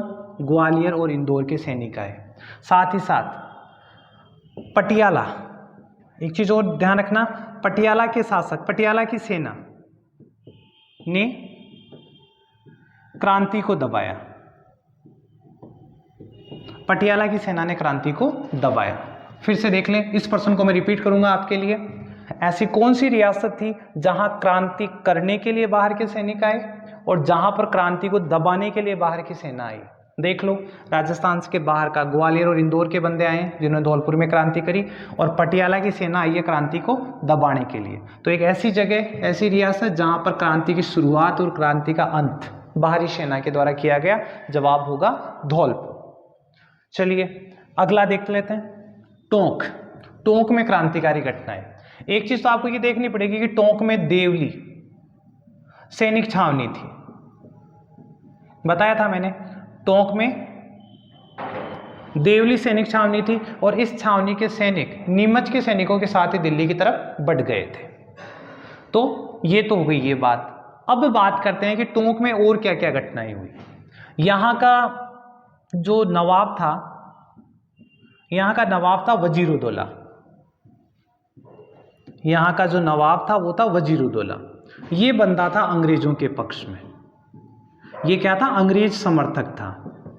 जबकि यहाँ का जो सेनापति था मीर आलम खां, मीर आलम खां, ठीक है। तो मीर आलम खां क्रांतिकारियों के प्रति मतलब क्रांतिकारी था। अब यहाँ के नवाब को लगा कि यहाँ के क्रांतिकारी भी, यहाँ के सैनिक भी नाटक करेंगे, तो इस बंदे ने क्या किया? उनका वेतन रोक दिया। क्या देखो, जब तक क्रांति सलट नहीं जाती तब तक मुझे भरोसा नहीं कि तुम लोग नाटक नहीं करोगे। तो अगर तुम लोगों में से किसी ने भी क्रांति में भाग लिया, किसी को वेतन नहीं दूंगा, और तब तक तुम्हारा वेतन क्या रहेगा, पेंडिंग रहेगा। अब जब वेतन नहीं मिला तो सैनिक घर जाए और घर जाके घरवाले ने पूछा पैसा मिला कि नहीं मिला, कहे क्यों, पहले तो धमकाया होगा, बाद में कहे नहीं राजा ने दिया नहीं। तो कुछ एक जो वहाँ की लुगाइयाँ थी वो बड़ी होशियार थी, ये क्या तरीका हुआ, बच्चे की फीस जमा करवानी है, राजा वेतन कैसे नहीं दे रहा, मुझे ये करना है, बच्चे की आपने वेतन क्यों नहीं ले गए, चलो मेरे साथ मैं दिलवा के लाती हूँ। तो कहते हैं कि जो टोंक का जो किला था, टोंक का जो किला था जहाँ पे वो राजा नवाब रहता था, उसको दूसरे दिन इन सैनिकों की पत्नियों ने, सैनिकों के बच्चों ने जाकर घेर लिया, चारों ओर घेरा डाल दिया कि भाई वेतन कैसे नहीं देगा। आखिरकार नवाब को वेतन देना पड़ा, आखिरकार नवाब को वेतन देना पड़ा। ये कहा जा सकता है कि ऐसी क्रांति की कौन सी जगह ऐसी घटना हुई जहां पर स्त्रियों, सैनिकों की स्त्रियों और बच्चों ने भी क्रांति में भाग लिया था, तो वो जगह कौन सी होगी, टोंक। वेतन नहीं देने के चक्कर में लुगाई और बच्चे सब आ गए थे वहां पे। अब एक घटना तो ये हो गई। दूसरी घटना की बात करें कि टोंक से 600 मुजाहिद, टोंक से 600 मुजाहिद दिल्ली भेजे गए थे। मुजाहिद का मतलब है भाई धर्म रक्षक, धर्म के सैनिक। तो 600 मुस्लिम वहां से गए थे कि हम दिल्ली जाएंगे और जो अपने बहादुर शाह जफर है उनकी सहायता करेंगे। तो ये जो घटना है 600 मुजाहिद जाने वाली, ये केवल और केवल टोंक से है, क्योंकि टोंक ही मुस्लिम रियासत थी और वहां से जो योद्धा गए उनको क्या कहा गया, मुजाहिद। बाकी तो हर जगह से गए थे क्रांतिकारी। चलिए अगली घटना की बात करते हैं। तो यूं हम देख सकते हैं कि राजस्थान में ये स्थिति रही कि जो 6 में से 4 रियासतों में क्या हुआ, क्रांति हुई। 2 रियासतों ने बिल्कुल भी छावनियों ने बिल्कुल भी भाग नहीं लिया, ठीक है। और भरतपुर में क्रांति हुई, धौलपुर में क्रांति हुई, छुटपुट घटनाएं हर जगह हुई। अब बात करते हैं कुछ ऐसे व्यक्तित्व की जिनको हमें पढ़ना चाहिए, जिनके बारे में अक्सर प्रश्न पूछ लिया जाता है। सबसे पहले है महाराजा राम सिंह द्वितीय। ये जयपुर के शासक थे। क्रांति के समय किसके शासक थे, जयपुर के शासक थे। इनका क्रांति के साथ, क्रांतिकारियों के साथ कैसा योगदान था। तो पहली बात, ये अंग्रेजों के पक्के भगत थे। अगर हम यूं कहें कि 1857 की क्रांति में सबसे पहले सहयोग किसने दिया, तो वो तो थे मेवाड़ महाराणा स्वरूप सिंह। और सबसे ज्यादा सहयोग किसने दिया, तो वो है जयपुर के शासक राम सिंह द्वितीय। अब हुआ क्या था कि इनके राज्य में भी 2-4 जो जिन्हें हम नेता कह सकते हैं या अमीर कह सकते हैं, जैसे एक तो था आपका उस्मान खान, एक तो बंदा कौन था, उस्मान खान। उसके बाद में सादुल्ला खान,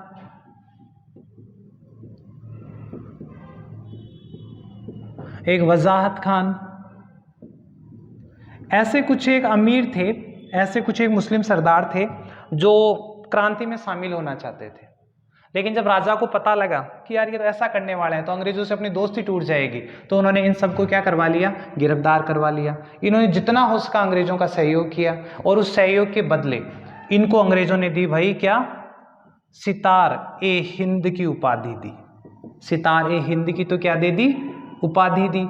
साथ ही अभी तक जिस कोटपुतली को ये किराए पर लेते थे, उस कोटपुतली की जागीर इनको स्थायी रूप से दे दी। ये इनको इनाम मिला था, किसे, महाराजा राम सिंह द्वितीय को। ये क्रांति के समय जयपुर के शासक थे, इन्हें सितारे हिंद की उपाधि दी गई थी और कोटपुतली की जागीर दी गई थी। अगले व्यक्तित्व से मिलते हैं, जैसे कि आप लोग स्क्रीन पे देख पा रहे हो, महाराणा स्वरूप सिंह। और महाराणा स्वरूप सिंह के बारे में क्या खास बात है कि महाराणा स्वरूप सिंह ने सबसे पहले तो जो अपने नीमच की छावनी से भागकर सैनिक आए थे उनको कहाँ ठहराया था, जगमंदिर में। और इन्होंने सबसे पहले सहायता दी थी, इन्होंने सबसे पहले सहायता किसको दी थी, अंग्रेजों को दी थी। चाहे उनके परिवारों को रखने का काम हो, चाहे अपनी सेना भेजने का काम हो, तो अंग्रेजों को सबसे पहली सहायता कौन देता है, मेवाड़ महाराणा स्वरूप सिंह देते हैं। अगले व्यक्तित्व की बात करें तो यह बीकानेर के महाराजा सरदार सिंह, बीकानेर के महाराजा सरदार सिंह। इनके बारे में एक उक्ति फेमस है, बाकी तो स्थानीय राजाओं ने कुछ भली बुरी की, स्थानीय लोगों को दबाया नहीं दबाया, लेकिन ये एक इकलौता ऐसा राजा था जो क्रांतिकारियों के खिलाफ अंग्रेजों की तरफ से लड़ने के लिए राजस्थान से बाहर भी गया, राजस्थान से बाहर गए थे। बाहर भी कहाँ गए थे, ये गए थे हिसार, ठीक है, जो हिसार का जो बाडलू है उस क्षेत्र में जाकर इन्होंने क्रांतिकारियों के खिलाफ युद्ध किया था। तो राज्य से बाहर जाकर युद्ध करने वाले कौन से महाराजा थे? महाराजा सरदार सिंह। और उसके बाद में बात करें तो जब अपने तात्या टोपे आया था तो इस तात्या टोपे को भी इन्होंने 10 घुड़सवारों की सहायता दी थी। अब फेवरेट तो अंग्रेजों के थे, लेकिन जनता के दबाव में आके थोड़ी बहुत सहायता इन्हें तात्या टोपे को भी देनी पड़ी थी। ये थे बीकानेर महाराजा सरदार सिंह, राज्य से बाहर जाकर युद्ध करने वाले व्यक्ति अंग्रेजों की तरफ से। अगला है आत्माराम पांडुरंग, जिन्हें हम किस नाम से जानते हैं? तात्या टोपे। ये एक ऐसा क्रांतिकारी था राजस्थान में, बाहरी क्रांतिकारी। अभी तक जो क्रांतिकारी थे वो क्या थे? राजस्थान के अंदर ही अंदर के थे। ये बाहर से आया था राजस्थान में क्रांति करने के लिए। ये 2 बार राजस्थान आए थे। कितनी बार आए थे? 2 बार आए थे। पहली बार आए थे ये भीलवाड़ा में 8 अगस्त 1857। सबसे पहले भीलवाड़ा में आए। अगले दिन इनका कुवाड़ा नामक स्थान पर युद्ध हो गया पी रॉबर्ट से, और युद्ध हार गए। दूसरी बार आए ये कहाँ पर? झालावाड़ में। झालावाड़ के रास्ते प्रवेश किया इन्होंने, झालावाड़ पर भी अधिकार कर लिया था। उसके बाद में देखा जाए तो ये कहते हैं कि जैसलमेर के अलावा ये लगभग हर रियासत में गए थे। जैसलमेर के अलावा हर रियासत में गए थे। सीकर में भी गए थे। सीकर में इनकी छतरी बताई जाती है। सीकर में तात्या टोपे की क्या है? छतरी है।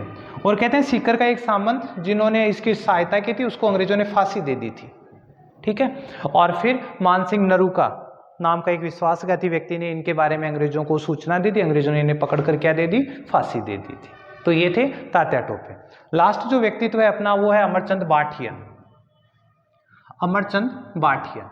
अमरचंद बाठिया के बारे में ये कहा जाता है 1857 की क्रांति में प्रथम राजस्थानी जिसे फांसी दी गई। 1857 की क्रांति का प्रथम शहीद इसको कहते हैं, इसको फांसी दी गई थी। हम क्यों पढ़ते हैं इसे? क्योंकि ये बंदा बीकानेर का था। अमरचंद बाठिया कहाँ का था भाई? बीकानेर का था। और इसके परिवार वाले पहले किसी आर्थिक नुकसान की वजह से कहाँ पहुंच गए थे? ग्वालियर पहुंच गए थे। और ग्वालियर में जाके ये लोग नौकरी करते थे।